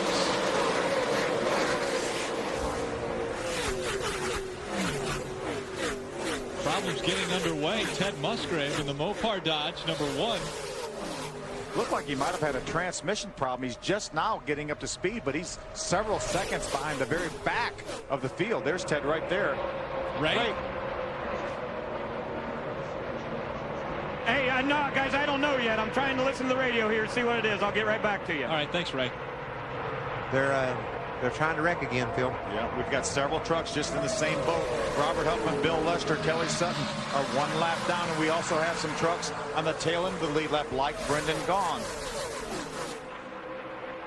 Looked like a couple of guys were really arguing for space coming down that back straightaway.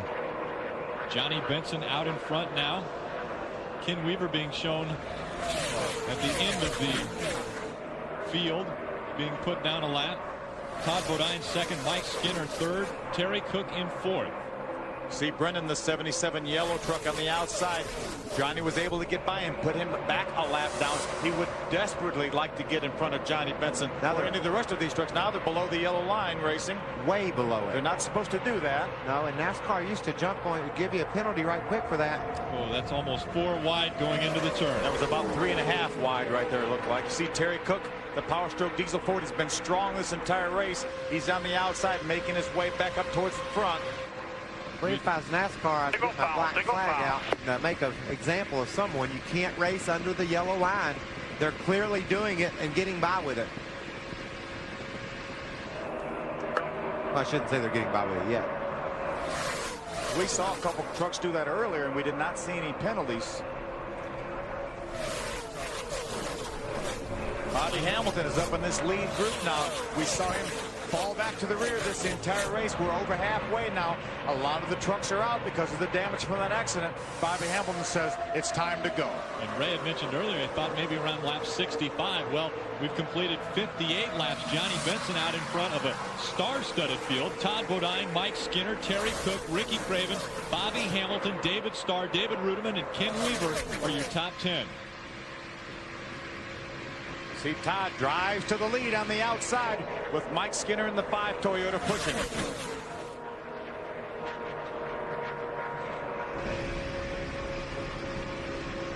That's It's Mike Skinner we're riding with right there. He's currently in the second position. The leader of that lap. As Todd Bodine, the 66 Fiddleback Toyota, leading. You see just how much they're moving around. Another truck that had problems early on touched the wall. Robert Presley's making his way back up to the front. Yeah, Robert was the recipient of a free pass after he made his unscheduled pit stop. Looks like he's a little slow on the outside of the racetrack right there, Michael. Wow. Didn't leave quite enough room for Chad Chaffin in the 30 truck to get by. Now he looks like he's back up to speed. Presley being scored in the 10th position.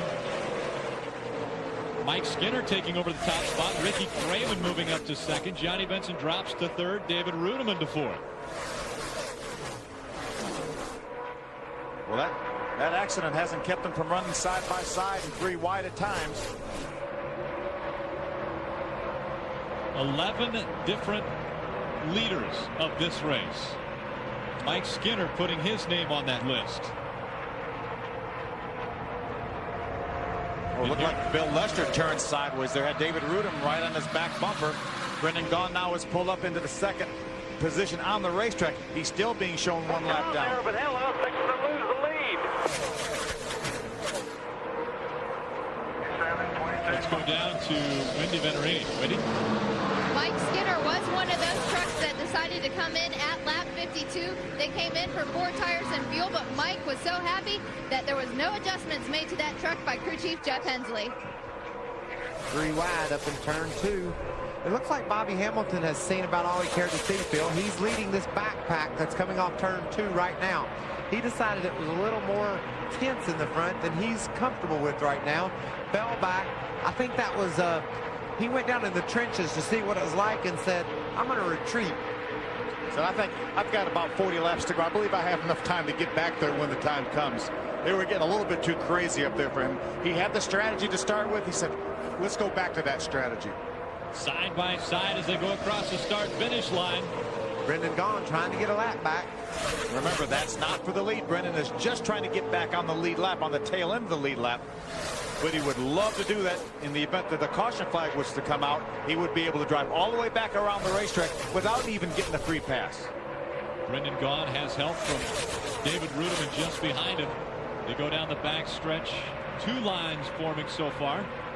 Rudiman's pushing toward the front for the first time tonight. We haven't seen that truck get the lead yet. Whoa, with a lot of steering going on board. Brendan Gaughan was really snatching on that steering wheel. Still bouncing around. Whoa, Brendan Gaughan. There he goes, into the wall. Brendan Gaughan up into the wall, and problems with Mike Skinner as well. David Rudiman's the first truck to get through there.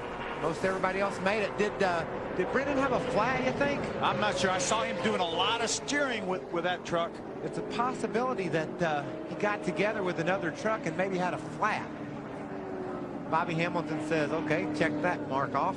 Yeah. Another good decision. Another great. He was a champion last year, Michael. He made a lot of good decisions. And remember also, Phil, he Good didn't move, practice. buddy. Even though you did sliders, good move. Let's get her down there and get some tires on her. Pit road's closed. Pit road's closed. He didn't practice any, Phil. He's got extra tires, just like he had at Darlington last year. We'll have to see if that comes into play. Yes, the trucks were given 5 full sets of tires for this entire race week. Bobby he only ran 2 laps of practice and 2 laps qualifying, so you know he has the full complement of 5 sets of tires. Tough night for Mike Skinner. He brings his Toyota Tundra onto pit road, as does Brendan Gaughan. A lot of damage on Brendan's truck right there. It looks like the right rear tire is up. He might have had a flat left rear tire or something like that, but looked like he was really loose coming off too. The lap before he crashed, it looked like he got real loose.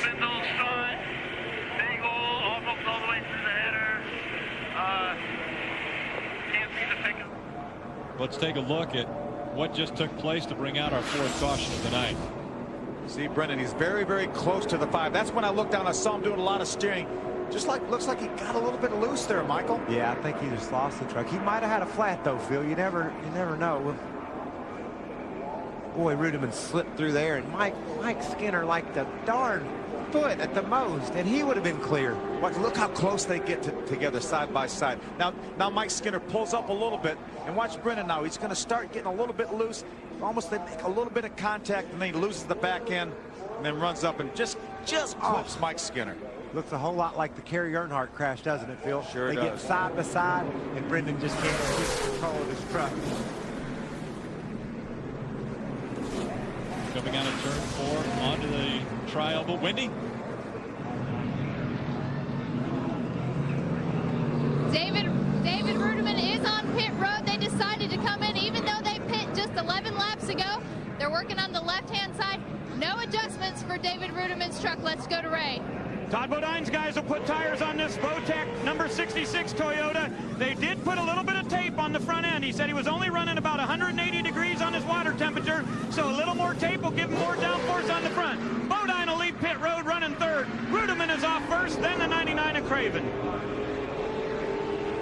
A lot of guys elected to stay out there, Phil. Yeah, right now we're being shown as completed 64 laps. That leaves 36 laps. Most of these trucks are really, really close to making it at 36 laps. So I think you may see some of these trucks come in maybe with 1 lap to go when we get ready to restart this race, top up with fuel, and then they'll be good to go to the end. Let's take another look, riding along with Mike Skinner, who was involved in this one. Look at Brendan in there sawing on the wheel. Hey. Oh, he just got loose, man. Yep, watch. Just barely clipped Mike Skinner. Yeah.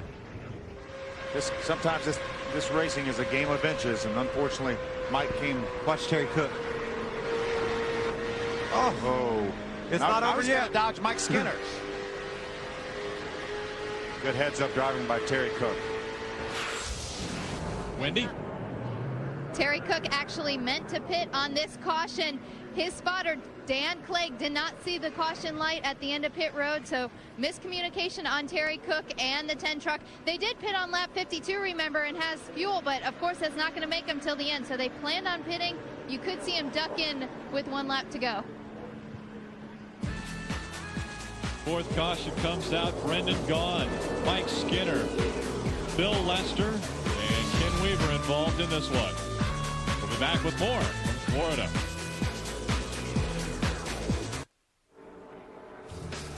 Celebration of the 10th anniversary of the Truck Series, we present the toughest NASCAR Craftsman Truck Series moments, made possible by Craftsman, the official tools of NASCAR. We start with moment 25, the announcement and the first race. On May 14, 1994, Bill France Jr. announced to the media in Sonoma, California that NASCAR had plans to start a 3rd national series, racing trucks. With the France family's ideas in place, on February 5, 1995, the trucks hit the track for the first ever truck race, then called the Super Truck Series, presented by Craftsman at Phoenix International Raceway. Mike Skinner, driving the number 3 GM Goodwrench Chevy, took the checkered flag, beating former NASCAR Cup Series champion Terry Labonte by 9/100ths of a second. This race set the standard for many more great moments in the NASCAR Craftsman Truck Series. There have been so many great moments in the 10-year history of the Craftsman Truck Series. I cannot wait to see the rest of them.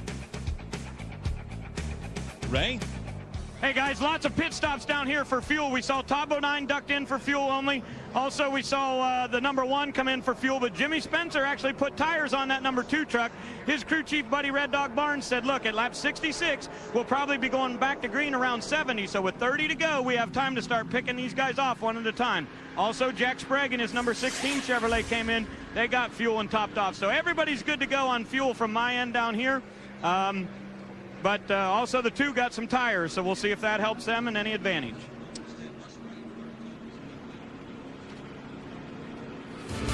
So we're still under our 4th caution. We've had a couple big ones. Rick Crawford's been upside down already. We'll go back to see if we can get this one done.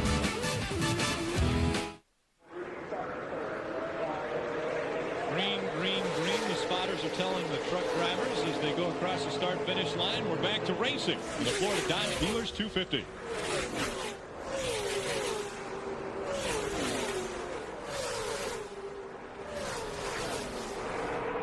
Terry Cook jumps out to the lead. He's got Dennis Setzer, the 46 Chevrolet Silverado, right behind him. That's Robert Huffman, the red hooded truck on the outside. He's still 1 lap down, still trying to get his lap back. Watch Dennis go to the outside. Rudiman elects to go with Dennis. Shoot around the outside of Terry Cook. You got help down there, though. Dig hard for me. Ricky Craven not sure if he wants to stay on the bottom of the track or move up. He elects to stay down low and stay in line. Wow, Ruderman is going to lose several spots. His move didn't work like Setzer's did, but might have called it a little early because now Cook's to the outside of Setzer, picking up the draft that Ruderman is now in. And he needs to try those moves, Michael, to know what's going to work. Because if he doesn't try them, if he waits till the last lap, then he's not sure what he's got. He's got to try all those moves. Some of them are going to work, some of them are not. He's got to pick the right one at the right time. This looks a little calmer than what we've seen in the past. Wendy, I believe, is caught up with Mike Skinner. I do. I have Mike Skinner, who's watching his team go to work on his truck. Mike, what happened out there with you and Brendan Gaughan? I don't know. I guess Brendan must have got loose under us or something and just got up into us. It's just unfortunate. Our Tundra is pretty good right there. It's a shame. Another disappointing day in Daytona for Mike Skinner. Remember, he finished in the back last year with an on-track incident as well. Dennis Setzer out in front of this one now. I feel this is a much more manageable sized pack. Not going to say they can't still crash, though. They'll get crazy over the next 30 laps in order to try to figure out how to win this race.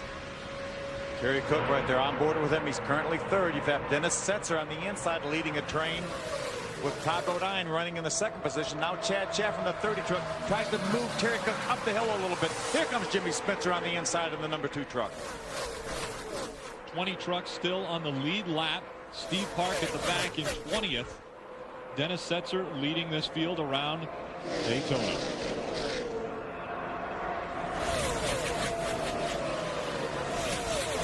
That caution was a big break for Ted Musgrave. Remember, he was slow to get up to speed on the previous restart. The caution allowed him to catch up, and right now he is in that lead pack, currently being shown in the 11th position. Got a truck slow up top of turn 2. That looks like Musgrave. Ray? Hey guys, the reason Musgrave wasn't up with that other pack the last time was NASCAR had told him that he did not stop for the paddle at the end of pit road. No one could quite figure that out, but now Musgrave slows down on the backstretch. I don't know. We'll try to get on the radio and see what's wrong. I saw a little smoke. Maybe he's got a flat tire and he realized that. Let's see if we can take a, there it is, right front tire flat. Looks like he may have a little damage on the right front. There was probably some contact there, Michael, with somebody. That's his spotter, Eddie Thrapp, saying we can come back from this, but he's got to be very, very careful getting to pit road. He knows he's going to lose a lap, so he doesn't want to tear up any more of the sheet metal than he has to get to pit road. Very discouraging. This is the 100th start for Ted Musgrave in the NASCAR Craftsman Truck Series, and he has had problems in the first race of the season. And again, now with a flat tire, he comes down pit road. Yeah, Ted has raced here 4 times previously. He had a second place finish one time, but the other finishes were all in the 20s. And now he's on pit road, getting ready to go a lap down. 5, 4, 3, 2. Ray? Well, guys, these guys know that they're going to lose the lap here, and they decided to do right side tires only. Not sure now if they shouldn't have done 4, because it's not going to make a big difference. But Musgrave will get back out here behind this pack, just being one down. Right side tires for the Mopar Dodge. Ted Musgrave knows what it's like to be behind the 8 ball at the start of the season. He's never finished out of the top 3 in points, but as we mentioned earlier, he's got 3 finishes of 22nd or worse. The problem for him right now is he's going to be a lap down, yes, but he will not get the free pass more than likely if the caution was to come out, because you see Robert Huffman, he's 4th in line there. He will be the truck that gets the free pass if the caution comes out right away, and there are a couple other trucks that are 1 lap down that will also be ahead of Ted Musgrave, so he needs 2 caution flags to get back on the lead lap. Phil, you and Michael both mentioned that you thought you had seen a few trucks making moves down on the low side of the track, even going underneath the yellow line. Well, the 2 is getting a black flag. Jimmy Spencer's being shown the black flag for racing below the yellow line. That's going to be a horrible break for Jimmy Spencer. He probably could heed the black flag and come in and not quite lose a lap, but he's going to lose a lot of track position. Wendy? Dennis Setzer is typical veteran fashion. He told me before the race he was starting in the back because of that engine change. He said he was just going to wait for all those accidents to happen and he would be out front at the end of the race. Now, they did get that penalty for speeding down pit road to avoid the wreck, so they came in at lap 64 and topped off with fuel. They're going to try and make it the rest of the way. Let's check in with Ray. Well, Wendy, Red Dog Barnes, the crew chief down here, arguing with the NASCAR officials about what Jimmy Spencer did. They're saying he did not advance his position, but this time it'll be a pass-through penalty. He has to go down pit road at speed. That'll be third gear, 3,900 RPM, and here goes Spencer by slowly in his Snap-on Tools Dodge. Now realize the Ultra Motorsports team has been penalized a couple of times tonight for going down pit road too fast for the accident. And as I was starting to tell you, Ted Musgrave had gotten the paddle, or they said that he passed through the paddle, which I can't quite understand because Musgrave, the 16 and the 2 were all leaving pit road together on that one time. But anyway, now Jimmy Spencer gets a yellow line violation. He does the pass through, so both the 1 and the 2 with trouble here tonight. See if we can take a look at what got Jimmy Spencer his penalty. Look on the left side, you see Jimmy is below the yellow line without a doubt. Now, the question is whether he passes that Ford truck right there. He does definitely improve his position, and he did go below the yellow line, Michael. No argument, I don't think. And I don't think this is taking away his shot at winning the race necessarily. I mean, the caution doesn't fall, he's out of it. But we get a caution flag, he'll remain on the lead lap. He can still win this race, maybe come back from that. But NASCAR's made it clear, if you go under the yellow line and you let off the gas or just slow down and don't improve your position, they won't black flag you. That's a tough call for them to make.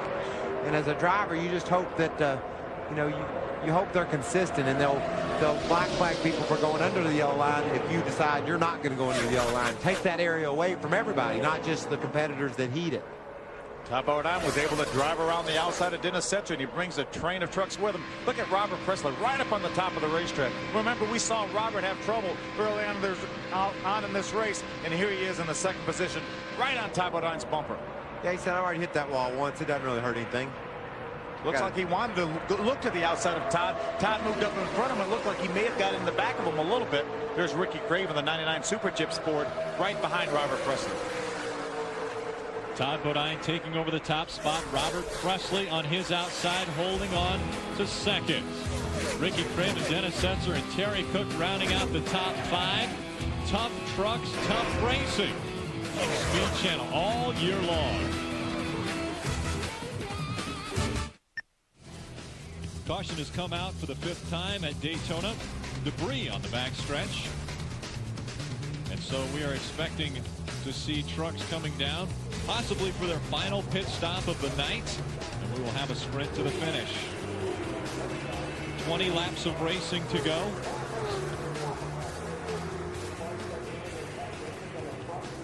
That's my artwork. That was very nice. What do you call this thing? Telestrator. Telestrator. Pit road is closed right now, and Steve Park made his way down pit road, so he will have to restart from the tail end of the longest line. He was running at the back of the lead draft after some damage in this latest crash. So Jimmy Spencer was able to circle back around, join the field, still can win the race. He's still on the lead lap. Robert Huffman finally got the free pass, or will get the free pass, so he will be back on the lead lap and in contention. Robert Huffman just needs to make sure they follow the rules. You know, if you make a rule violation while getting your free pass, you don't get it. So NASCAR lets you go around and pit with the lap down trucks, not the first time by, unless it's a quickie yellow. Pit road will be open this time. The green light is already being displayed. Ted Musgrave now is still 1 lap down. He will need another caution flag to get back in contention for the win. That Super Chips Ford, number 99, looks as though he's going to come down pit road. That truck familiar with leading in the Truck Series. He led 28 laps, or that truck led 28 laps here a year ago with Carl Edwards behind the wheel. This will be interesting to see who has any tires left. Wendy, who's got tires? All of them? Well, Terry Cook definitely has to pit because the last time he was in was lap 52, so he could not make it on fuel. Terry Cook comes to a stop in his stall. He's going to take 4 tires. Crew Chief Rick Gay said as soon as we get these 4 tires, we can win this race, boys, because we're going to have fresher tires than everybody else. They went down on the track bar and a major air pressure adjustment for Terry Cook. Ray? Well, Wendy, they want to loosen up the 99 a little bit, so they're going to put 1 pound of air in the right rear. Jeremy Murphy does the front tires. Cale Uphoff is on the Jackman, and they have just a little bit of a hang-up, but Craven will get away here. No time lost. And we also see Terry Cook in the 10 and 46 will be behind the number 99. Now, a few guys did stay out there, but Ricky said he thinks it's worth it. With this many laps remaining, he said tires will be worth it. Bobby Hamilton, that Lufkin Tools number 04. Look at there, Phil. See on the back of this car or truck? Those Sticker are tires. Sticker tires. There's nothing a driver likes better than hearing that paper flap from those labels. And I'm going to guarantee you, not many other people have any sticker tires. Oh, Bobby took care of his stuff during practice. He might just pull those belts down real tight right now and get up in the middle of all this mess. You know, I wondered at the time if that was a smart move, not practicing, because the racetrack is always a little bit different after the 24-hour race. There's so much rubber and oil and everything on the racetrack. But Bobby elected not to do any practicing. He said he did so much practicing at Talladega over the winter and here at Daytona. He knew what he had. He felt like he didn't need to do it. Craftsman's always on the cutting edge of technology when it comes to tools. Today we want to spotlight another important piece of equipment that Craftsman makes available to all of us in the Craftsman Tool Tech. Ray? Well, thank you, Rick. You know, Craftsman has these ratcheting boxed end wrenches that I really, really like. If you're trying to do some work with these things, this thing moves around on the inside as a ratchet. Now, we've shown you these tools before. They work really well. I've got about 3 sets of these back at home. But here's what's really great.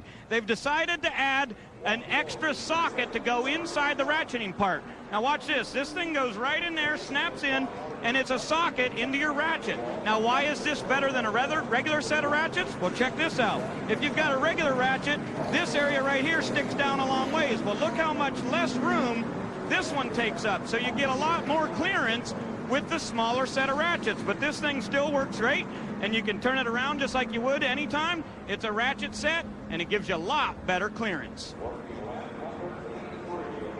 Well, we'd like to welcome our men and women in uniform serving around the world and watching tonight's race on AFN, the American Forces Network. Thanks for all you do. We hope you're enjoying tonight's telecast wherever you're stationed. And remember, America stands behind you every step of the way.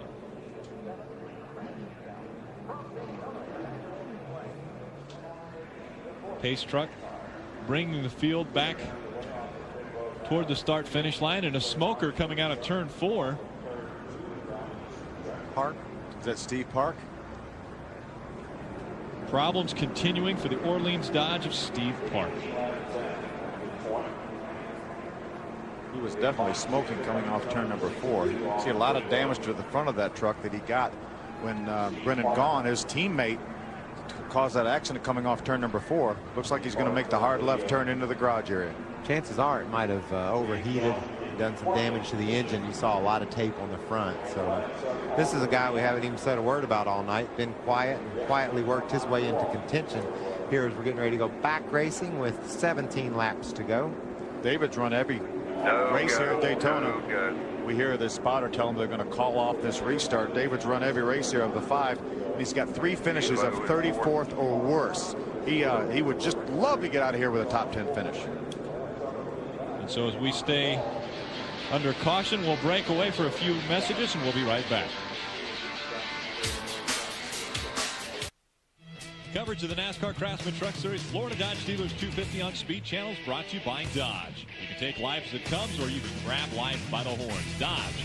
By Craftsman, celebrating 10 years tough of the NASCAR Craftsman Truck Series. And by Netscape, low-cost internet service Netscape.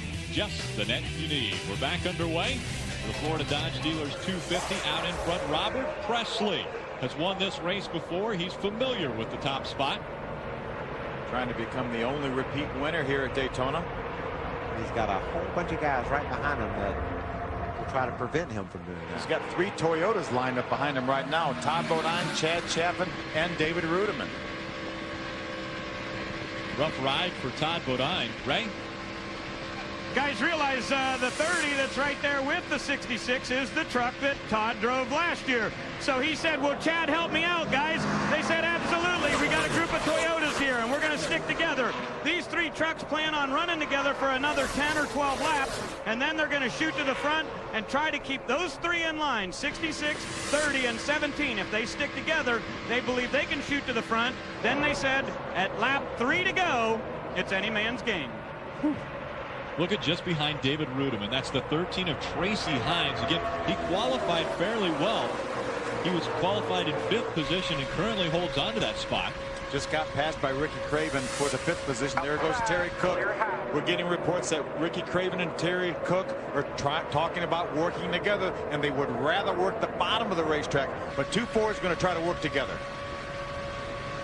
Riding along with Terry Cook just in front of him, Ricky Craven. Bobby Hamilton has lined up on the outside behind David Starr. He's making his presence in the front known.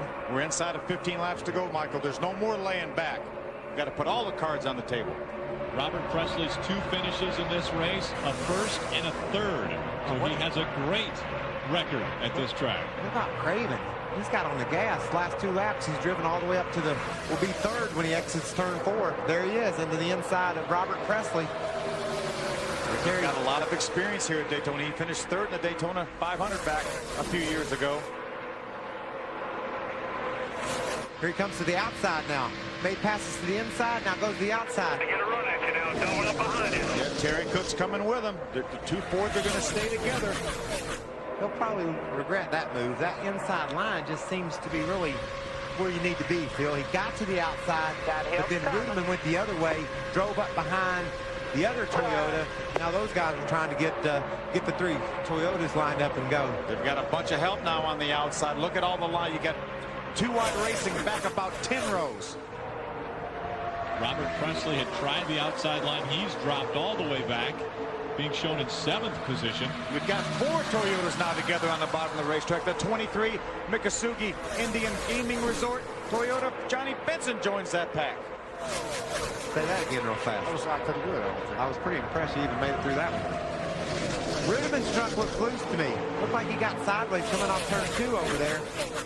I watched him come off turn 4 a couple laps ago, and it looked like he got sideways.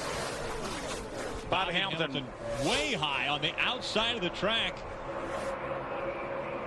He just drove right around Terry Cook. There's Jimmy Spencer, the 2 truck, as you mentioned. He's still in contention to win this race. He didn't lose that lap, even with that penalty for driving and passing below the yellow line.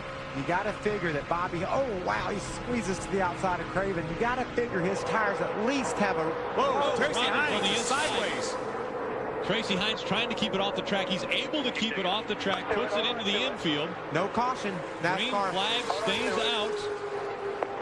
And so they continue to race as they come across the start-finish line. Where'd Tracy go? Inside of 10 laps remaining in the Florida Dodge Dealers 250. Todd Bodine out in front of Chad Chaffin, David Rudiman, Johnny Benson, and Dennis Setzer. Tracy Hines has got underway. Will probably keep us in the green. If I was him, I think I would have stayed there until we got a caution flag. Try to get back in the pits and get me 4 tires, but he got back going. We're going to stay under green. Whoa, Todd Bodine making a hard move out front. Is he blocking already? Oh, he's been blocking. Everybody's blocking already. That's this kind of racing, Rick. There's no way you can avoid doing some blocking here. But the way these trucks are, the hole they punch in the air, you've got to be able to block these trucks to try to keep some semblance of reality here. Caution has come out now. Tracy Hines trying to get down pit road, was not able to do it. Got a flat left rear or what? Or is the track bar broke? Something ain't right. I'm not sure what happened. He's got definitely has a flat left rear tire. Maybe he just realized that he wasn't going to get a caution flag and he was going to lose so much time. 4,000, come on. What about Ted Musgrave? Ted Musgrave's going to get the free pass here. Oh, 10 to go. Did it come out with? Oh, I don't know. How's that work? There's no free pass in the last 10 laps. We have completed 90 laps. I'm going to guess he's not going to get it. I would think he would not get it. Let's look at why we're under caution.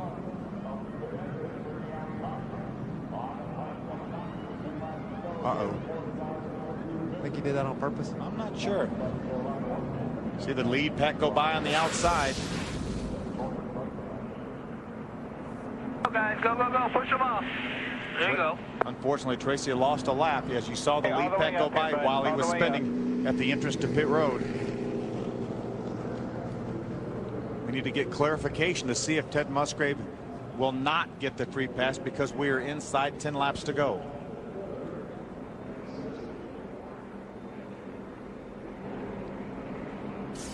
Continuing research and development of Toyota in the NASCAR Craftsman Truck Series has been very exciting to watch. Let's take a closer look in this week's Toyota Spotlight. Todd Bodine out in front. You see the Toyota's current positions.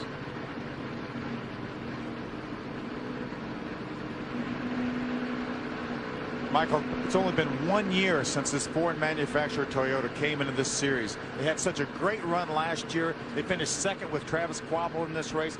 Now they have several Toyotas up in the top 10. And we are being told that Ted Musgrave will get the free pass. One of the top Toyotas, Johnny Benson, is on pit road. Johnny was up in the top 5. Wendy. Crew Chief Greg Ely said they cannot make it on fuel, so they decided to come in with 9 laps to go, take 4 fresh tires, but they are putting scuffs on, as you can see, and top it off with fuel. Johnny Benson will be down and away. I'd pick Todd. He's leading. Inside of 10 laps, we will restart in a single file line. In case you're wondering what I was talking about at home, we're going to talk to somebody, and I think we want to pick Todd. He's leading the race. He's having to block and go crazy. We're going to get a word from him if we can. Season will continue next Friday live from Fontana. Race 2 of 25 takes place at the 2 Mile California Speedway. The 10th anniversary season continues only on Speed Channel. 10 Top next Friday, 9 p.m. Eastern.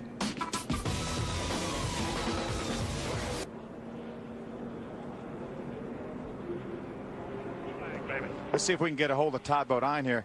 Todd Bodine, Phil Parsons, can you hear me? I got you, Philzy.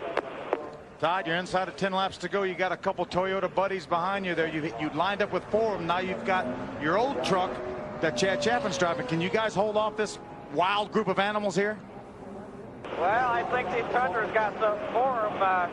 Problem is, Chad's here to win this race too, and if he'd stay in line and run around the bottom with me, that's our best shot. But he's here to win this race for Toyota, just like I am. And I tell you, we got a great truck, and we're going to try to hold them off. It's going to be tough. They're pretty tough back there. One we got to watch is Spencer. He's, Jimmy's reputation. He's pretty tough when it comes to this stuff.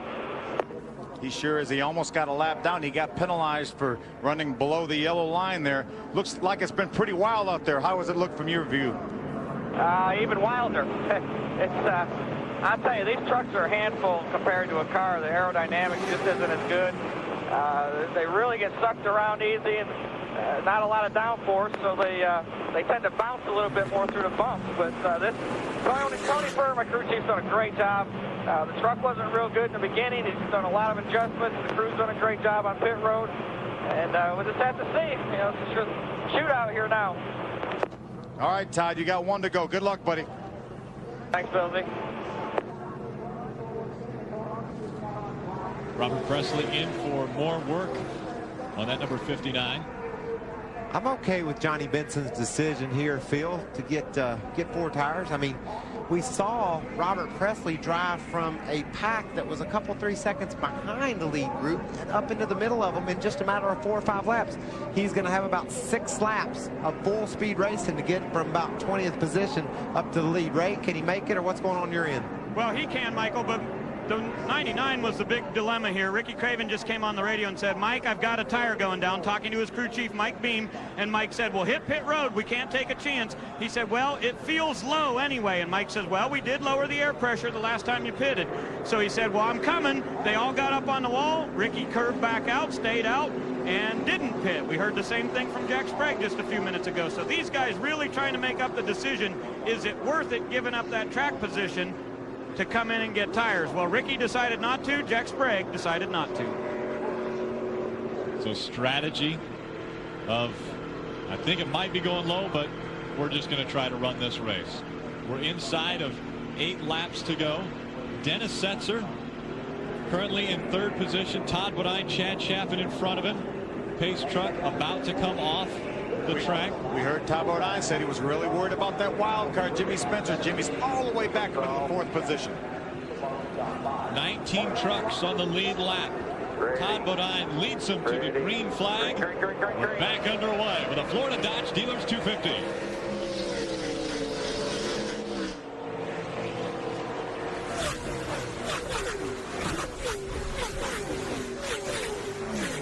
be tense, fellas. A lot of guys are going to make their way to the front before this deal is over. This is as strung out as they've been this entire race. Look at, see 3 trucks, 4 trucks. Now they're getting back together. They're going to be all wadded up by the time they get back over here. Look at them. Here comes Spencer to the outside. Here comes Craven to the outside. Bobby Hamilton up into the lead pack. Spencer going for second. Side by side, battling for the second position. Chad Chaffin on the inside. Jimmy Spencer on the outside. Todd Bodine leads him out of turn 4 into the front stretch. Ken says, who do I stay in front of? This is going to be hectic over the next 6 laps. Can they keep it together? Can they keep all these trucks pointed in the right direction, Phil? Remember, we will have a green-white checker if the caution was to come out late in this race. We will try to finish this race under green. Bobby Hamilton has impressed us all with his strategy, stuck to his game plan, and now here he is getting ready to battle for the win at Daytona. Got a side-by-side battle for the lead. Whoa, whoa, Problems early on. Chad Chaffin gets spun around and upside down.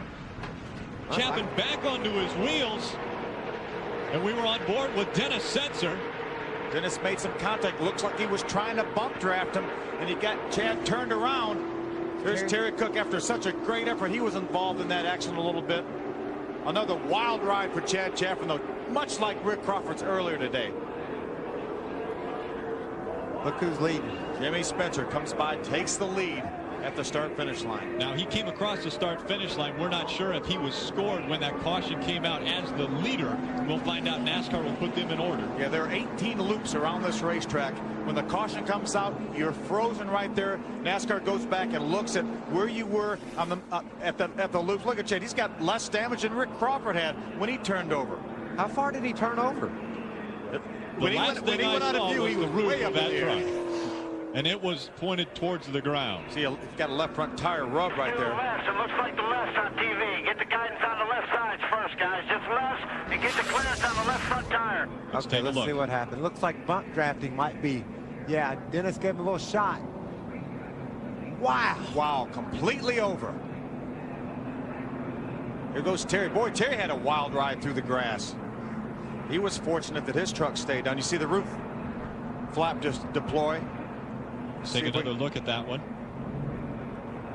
Bam, Dennis right there. Give him a little shot in the back and turn Chad's truck around and over, by the way. Wow, what a view that was. And hit on the left front wheel, so I'm sure some suspension damage to that. Ray? Well, guys, they believe that the 30 truck can stay on the lead lap here. They've got the right side tires on, going to the left side here, checking the thing over to make sure everything's okay. They're listening to the spotter. He's got his eye on where the field is coming around, and they think they're going to be able to stay on the lead lap.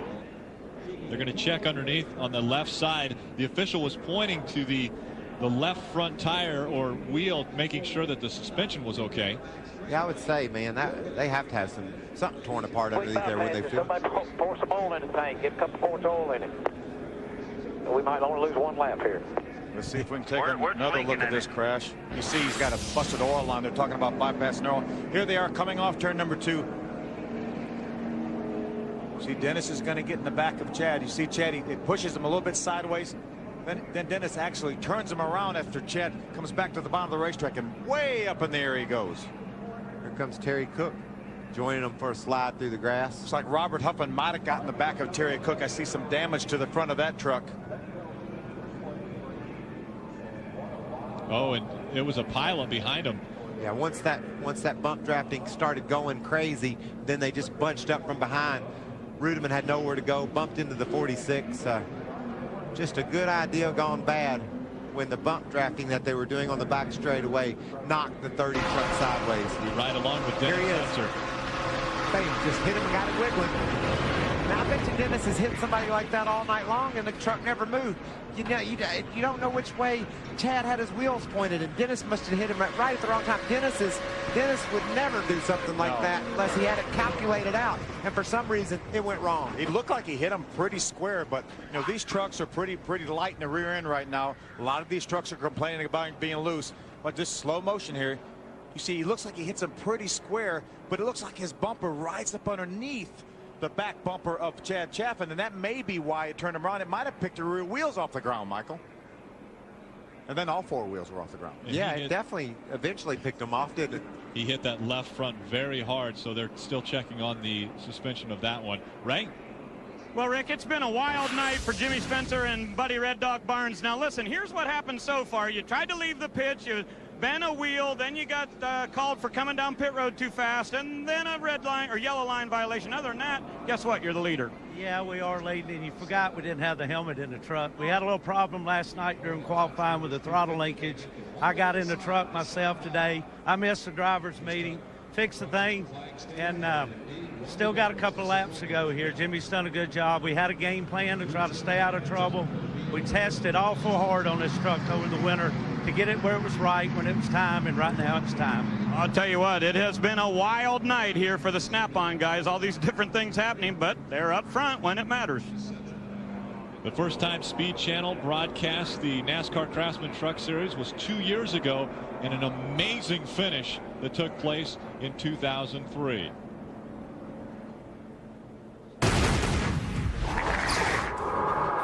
It's all in his spotters and Rick Crawford's hands. There I am, still leading the race. Daytona 250 with a green and white checker finish. It's no more chess. It's no more mind games. It's a shootout. I had no idea who was running 3rd to 36.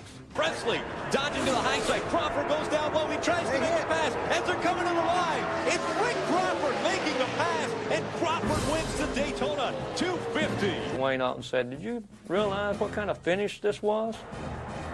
I have no idea. I knew I'd won the race. I think I beat Robert Presley by about that far. He said, "Nope, you beat Travis Kvapil by about that far." Travis, where was he at? Man, what a finish. It'll always stick.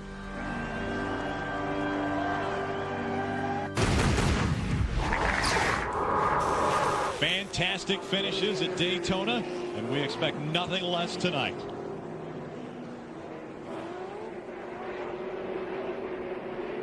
We're under caution because of a wild ride that Chad Chaffin had. Take a look at the number 30. Just a couple of laps from having a shot at winning at Daytona, and then wound up flipping over, flipping out.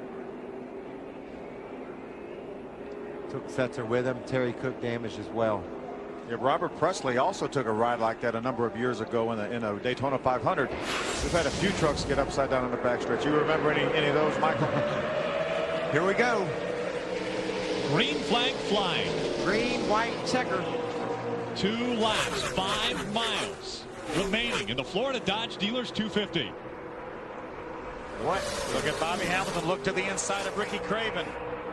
Hamilton with a good run gets by Ricky Craven. They're lined up. Jimmy Spencer, Todd Bodine, Bobby Hamilton. Look at Bobby move to the inside of Todd Bodine. They're lining up behind him. Matt Crafton, what a great run he has going in the 88 truck. Jimmy Spencer getting out there a little bit far. They're going to be able to get a run on him. Oh, it's not over.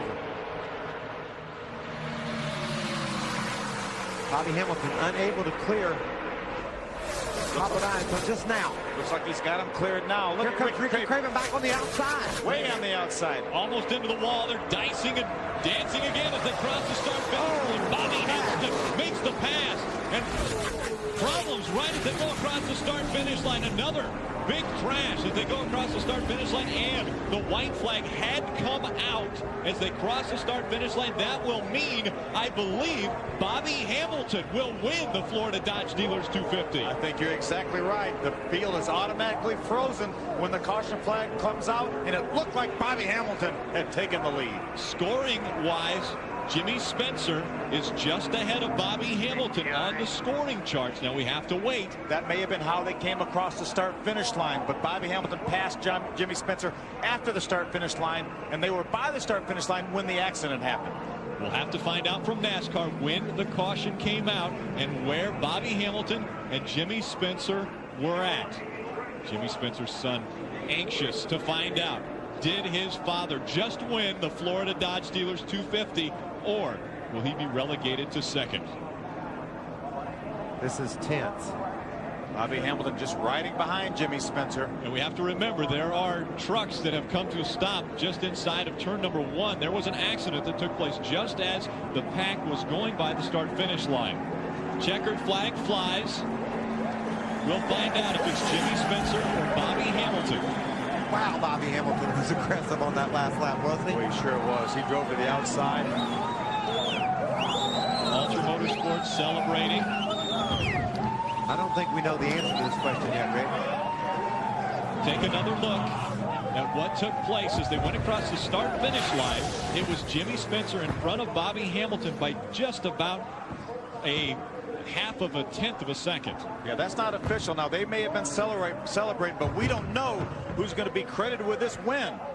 What happened to Matt Crafton? Matt Crafton gets on the inside. Got loose and just turns right back up into this pack. He's going to hit David Rudiman in the 17 truck. There's Jack Sprague. He gets hit into the outside wall.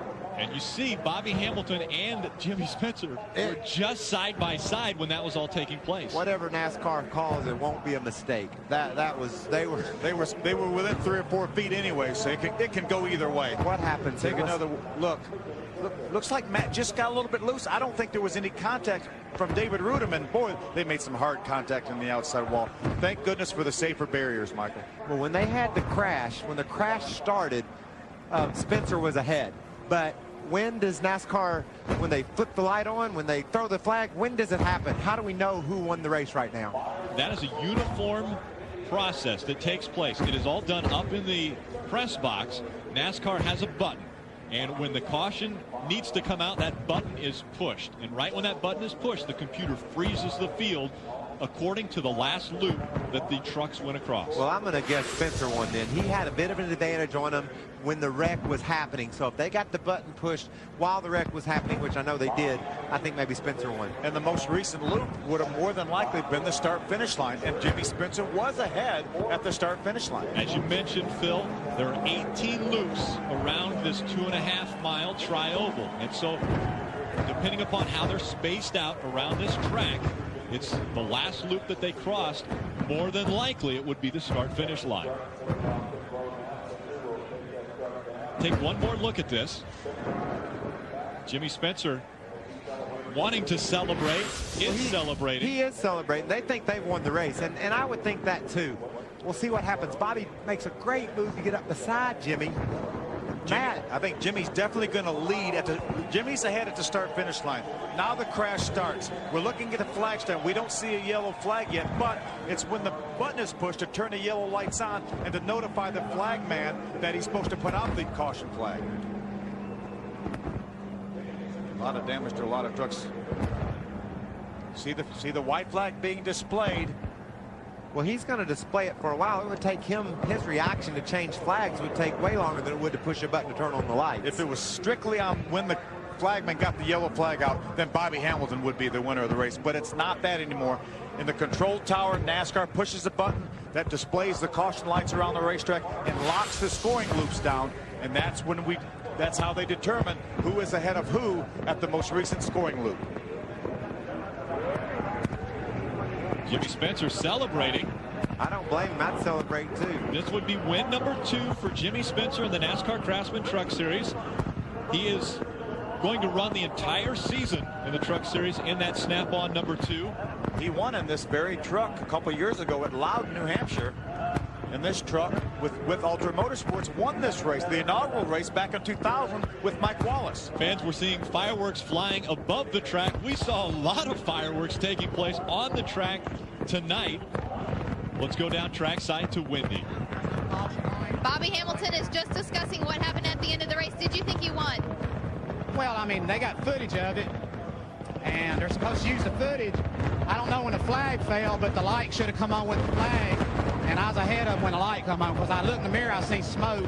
I was right down there at the end of pit road, the light come on, and I was a half a truck ahead of him. So that's where the timing line is, so I don't never say nothing. They're going to have to show me that one.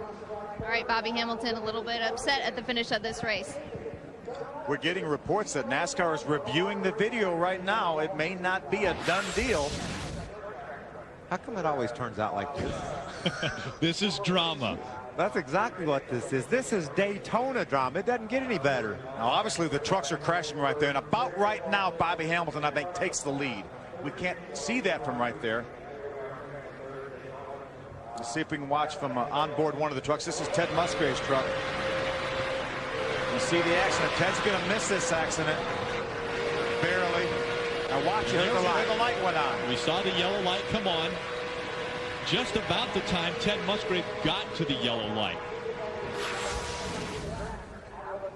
Now again, they can look at video, but they're going to go by who was in the lead when they crossed the final scoring stripe. On the last lap now, they review a video. They can change things on the last lap by virtue of looking at the video. Any other lap, any other dispute during the race, I think they would strictly go by the scoring loops. Now, if you remember, in 2003, we had a similar situation to this, trying to figure out who the champion was. You know, Jimmy Spencer is in victory lane right now. But I'm telling you, he has not been declared the winner yet. NASCAR has not told us yet that Jimmy Spencer won this race. And one thing about Bobby Hamilton, he said he was ahead of him when the lights come on. Well, that might be true. He still might have been behind him when they crossed the last scoring loop. So he might be correct in saying, I was ahead when I saw the lights come on. They might have already been past the scoring loop that officially put Jimmy Spencer ahead. Let's go down to Ray. All right, Jimmy Spencer's got to stay in the truck here as Red Dog Barnes' crew chief talks to him. Stand by for 1 second, because guess what? They're still reviewing video. I know this is crazy. It's not official yet, but let me tell you something. When they do announce it, if it's you, you're sitting in victory lane at Daytona. I believe I won the race. I saw the accident happening behind me and stuff, and you know, I did not appreciate what Bobby did to me. He turned me sideways like that, and but that's life. He was trying to win a race too, but it's going to be a long year. And he's got a tough son of a bee driving this Team ASE Dodge. He is, be careful. He ain't messing with some punk. And it was a long day. Tell me about all the crazy things happened. No helmet to get the thing started. Then, you know, speeding down pit road. I mean, a bent wheel trying to get out. This has been a wacky day. It's really been a weird day, you know. And we got in a little altercation on pit road and knocked the toe, not knocked the toe, but bent the wheel and got plastic on the grill. The thing ran up to 240 degrees. Just had a really, really tough day, but. You know, all them Team ASC technicians out there support this team for year in and year out. Ron Weiner and his guys. Snap on 85th anniversary. You know, this is going to be an awesome year for Team ASC, and Jimmy Smith and myself and Teddy Musgrave. I'm just excited about being on board this truck, and I believe I won this race. I know that. Well, we're going to check on it, so do me a favor. Sit right there, and we'll let you know in just a second. Ray, hold on 1 second. We're going to take another look at this. We're going to look from a camera that's up above, and you will be able to see when the yellow light comes on, Bobby Hamilton is in front of Jimmy Spencer. I think that's the yellow lights right there, Michael. Let's see if we can see him go on here. Bobby's definitely ahead of him. There's the yellow light coming. I'm telling you, to me, that would be irrefutable proof that Bobby Hamilton would win this race. Not if any means necessary is what NASCAR has told us they will try to determine the winner of the race. On the last lap, they will use video or any means necessary to try to determine who wins the race. Now, any other lap to settle disputes, they just go to the scoring loop. But they told us that any means necessary they will try to use and determine who wins this race. We may see someone going to victory lane to push the two truck out of victory lane and push the 0-4 of Bobby Hamilton into victory lane. Look at Bobby Hamilton. He's celebrating right now, Rick. Is that celebration or frustration? Let's go down to Wendy.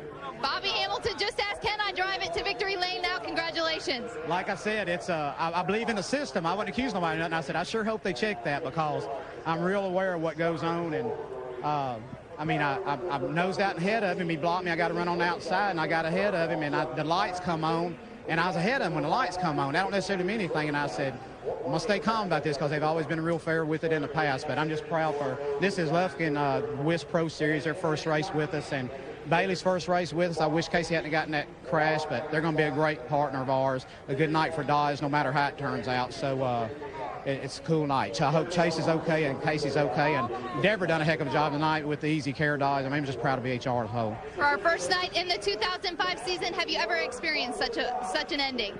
This is what NASCAR racing's all about, and I'm just happy to be a part of it. All right, Bobby Hamilton will surely take this victory in Daytona. Let's check in with Ray. All right, well, Jimmy Spencer stays in the seat here. He was just about to climb out, and he is getting the official word. Guess what? You're second today, buddy. Yeah, I know. I can't believe that. That's hard to believe. Unbelievable. This is just like Homestead whenever we didn't know for sure who the champion was at the end of 2003. They're going to fire up the Snap-on ASE Dodge, and they're going to back it up. Here goes Jimmy Spencer. The crew is back here, and everyone says, well, I can't believe it. That's just the word down here in Victory Lane. So Jimmy Spencer will leave, and I believe they'll push over Bobby Hamilton's 04 truck, and there'll be a very strange victory celebration here at Daytona. Well, Michael, I'm sorry. From elation to frustration for Jimmy Spencer. We take one more look at this. Bobby Hamilton ducking to the inside, then going to the outside. He's going to make the pass on Jimmy Spencer just as the yellow light will come on, and you will be able to see it right here. Remember, watch for the yellow light. That's the key. Bobby Hamilton now is already ahead. There's a yellow light right there. Watch him. Watch when the yellow light comes on right now. And look, Bobby Hamilton has about a half a truck length on Jimmy Spencer. We really have to commend NASCAR. They have gone to every angle to find out who won this race. This is Todd Bodine's onboard. You see Bobby Hamilton pull ahead, and there is the caution light came out just as Todd Bodine got to it. Whew. Bobby Hamilton in his 75th start takes his 9th career NASCAR Craftsman Truck Series and continues to win in the Truck Series.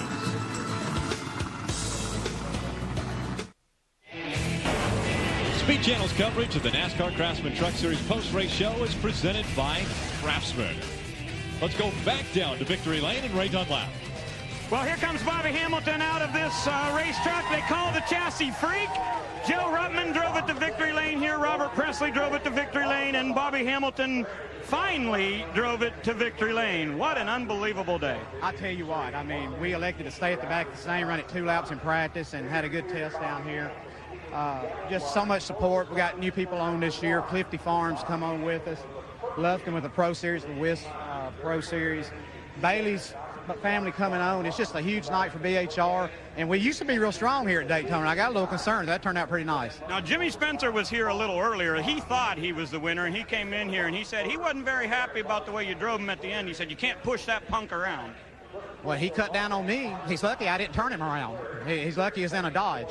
But Jimmy's just tough. You come to the last lap, and that's sort of just the way it is. I mean, I think the world of Jimmy, and he knows I wouldn't take him out, but I got my nose up under and had to let out the gas. It was so bad, so I said, okay, I'll just go the other side. You've watched your truck in Victory Lane here a couple times, but now you get to drive it in. How much better is that? It's pretty cool. It feels real good. Great racetrack. I've always loved coming here. I love this kind of race, and had a blast in the Crown Royal IROC Series night, finished 3rd in that, so got the Busch race tomorrow, see what happens there, see if we can pull a decent finish out, and I'm going to sit back and drink a Cohen and watch the Daytona 500 in a Dodge Suite. All right, congratulations. Enjoy Victory Lane. Bobby Hamilton gets win number 9 for BHR.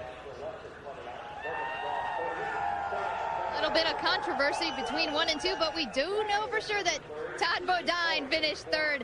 And Todd, what an amazing night for you, because 30 days ago this truck did not even exist. Yeah, that's exactly right, Wendy. 30 days ago this wasn't a team.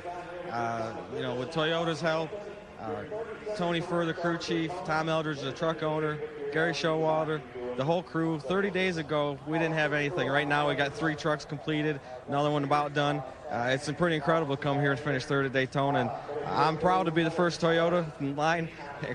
I'm sorry, Ted, I got my own sponsors, bud. But no, we're proud to be the first Toyota. Proud to represent them every week, and looking forward to a great year. It's a great race team. You know, Tony Furr's new at this truck racing, and he's got a little bit to learn, but man, he did a great job tonight.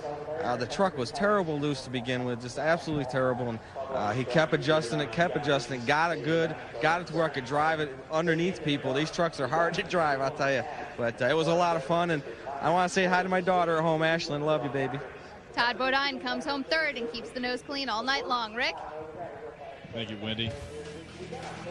Well, there's the scoring poll, and it's actually not correct, because the 04 should be on top. And the 04 is in victory lane. Bobby Hamilton celebrating win number 9 in his career. Lufkin Dodge in victory lane.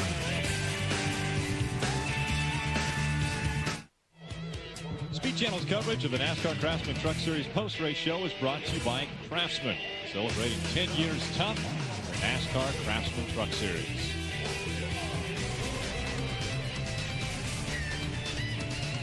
While we went away to break, we had mentioned that the scoring pylon was, well, incorrect. Well, they corrected that. Bobby Hamilton in the 04 going to the top of the poll. Jimmy Spencer moving down. Bobby Hamilton, our reigning champion, stays right on top of the points list as he gets the first victory of 2005. Wendy? Ricky Craven and Ted Musgrave come home 4th and 5th respectively. Ricky and Ted both started in the back tonight, but quickly made your way up to the front. Ricky, what a wild night. It was a lot of fun. You know, it's interesting. When you've done this as long as I have, or as long as Ted has, you make a few friends. And Ted and I hung out for a couple of days, made a little strategy, and then there were times where we were able to work together, and that's kind of cool the way it ended up. Congratulations to you and your wife, Kathleen, on your third child, Lydia. If we move over to Ted Musgrave. Ted, what a great start to your season. You're starting off where you left off. Yeah, pretty much. You know, like I say, Daytona has not been very good for the Mopar truck the last 2 years, so our strategy was to start near the back, kind of hang in there a while. But as it shuffled up, you know, I had to get going in the beginning of the race, and I knew my truck was able to get up there. I got up there for a while, said to the guys, man, we got a winning truck. Let's get in the back and just ride along. Rode along until the last pit stop there, and then Jimmy and I hooked up and starting to make my move, and I blew a right front tire. So I couldn't help Jimmy no more, and I had to kind of suffer myself. Got my lap back, got 5th, so we had a winning truck, but it just didn't come up that way. So we're pretty happy, don't get me wrong. Top 5, momentum for 2005. Hey, a bittersweet night for Jimmy Spencer, but good for Ultra Motorsports as they take home 2 top 5s. Rick? Unofficial results, and we're pretty confident about this. Bobby Hamilton up on top, Jimmy Spencer coming home second. Todd Bodine with a great run. You see a couple names on here that we don't normally see in the top 10. Great runs for Ken Weaver, Brad Keselowski, and Wayne Edwards. All career best for all 3 of those drivers. They stayed out of trouble. They got to the end of the race there. What a terrific job all 3 of those guys did. Problems with Matt Crafton, David Rudiman there at the end of the race. That's why they dropped back. They were up in the top 5, 6, 7 when that accident took place. Our pole sitter, Kerry Earnhardt, unfortunately got involved in another accident. Finishes in the 35th position. Rick Crawford takes a wild ride and finishes 36th. Tough speed weeks for Todd Cleaver. I bet he's going to be glad to get out of here. Right here, you see Jimmy Spencer on the inside, Bobby Hamilton on the outside. They cross the start-finish line. Jimmy Spencer's in front. But when the caution comes out, it is Bobby Hamilton that is out in front of Jimmy Spencer and wins the first race of 2005. Our next race from Fontana, California at the California Speedway, the American Racing Wheels 200. That's Friday night, 9 p.m. The Truck Series will continue the drama in 1 week. I don't see how on earth it could be better than this, Michael, but you never know.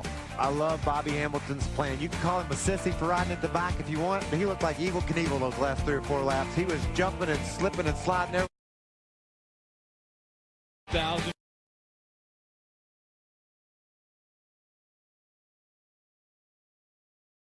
The first in this series.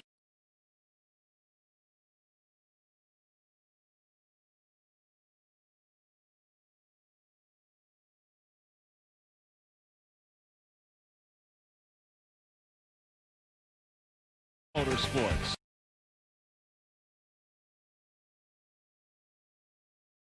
Started off as a they got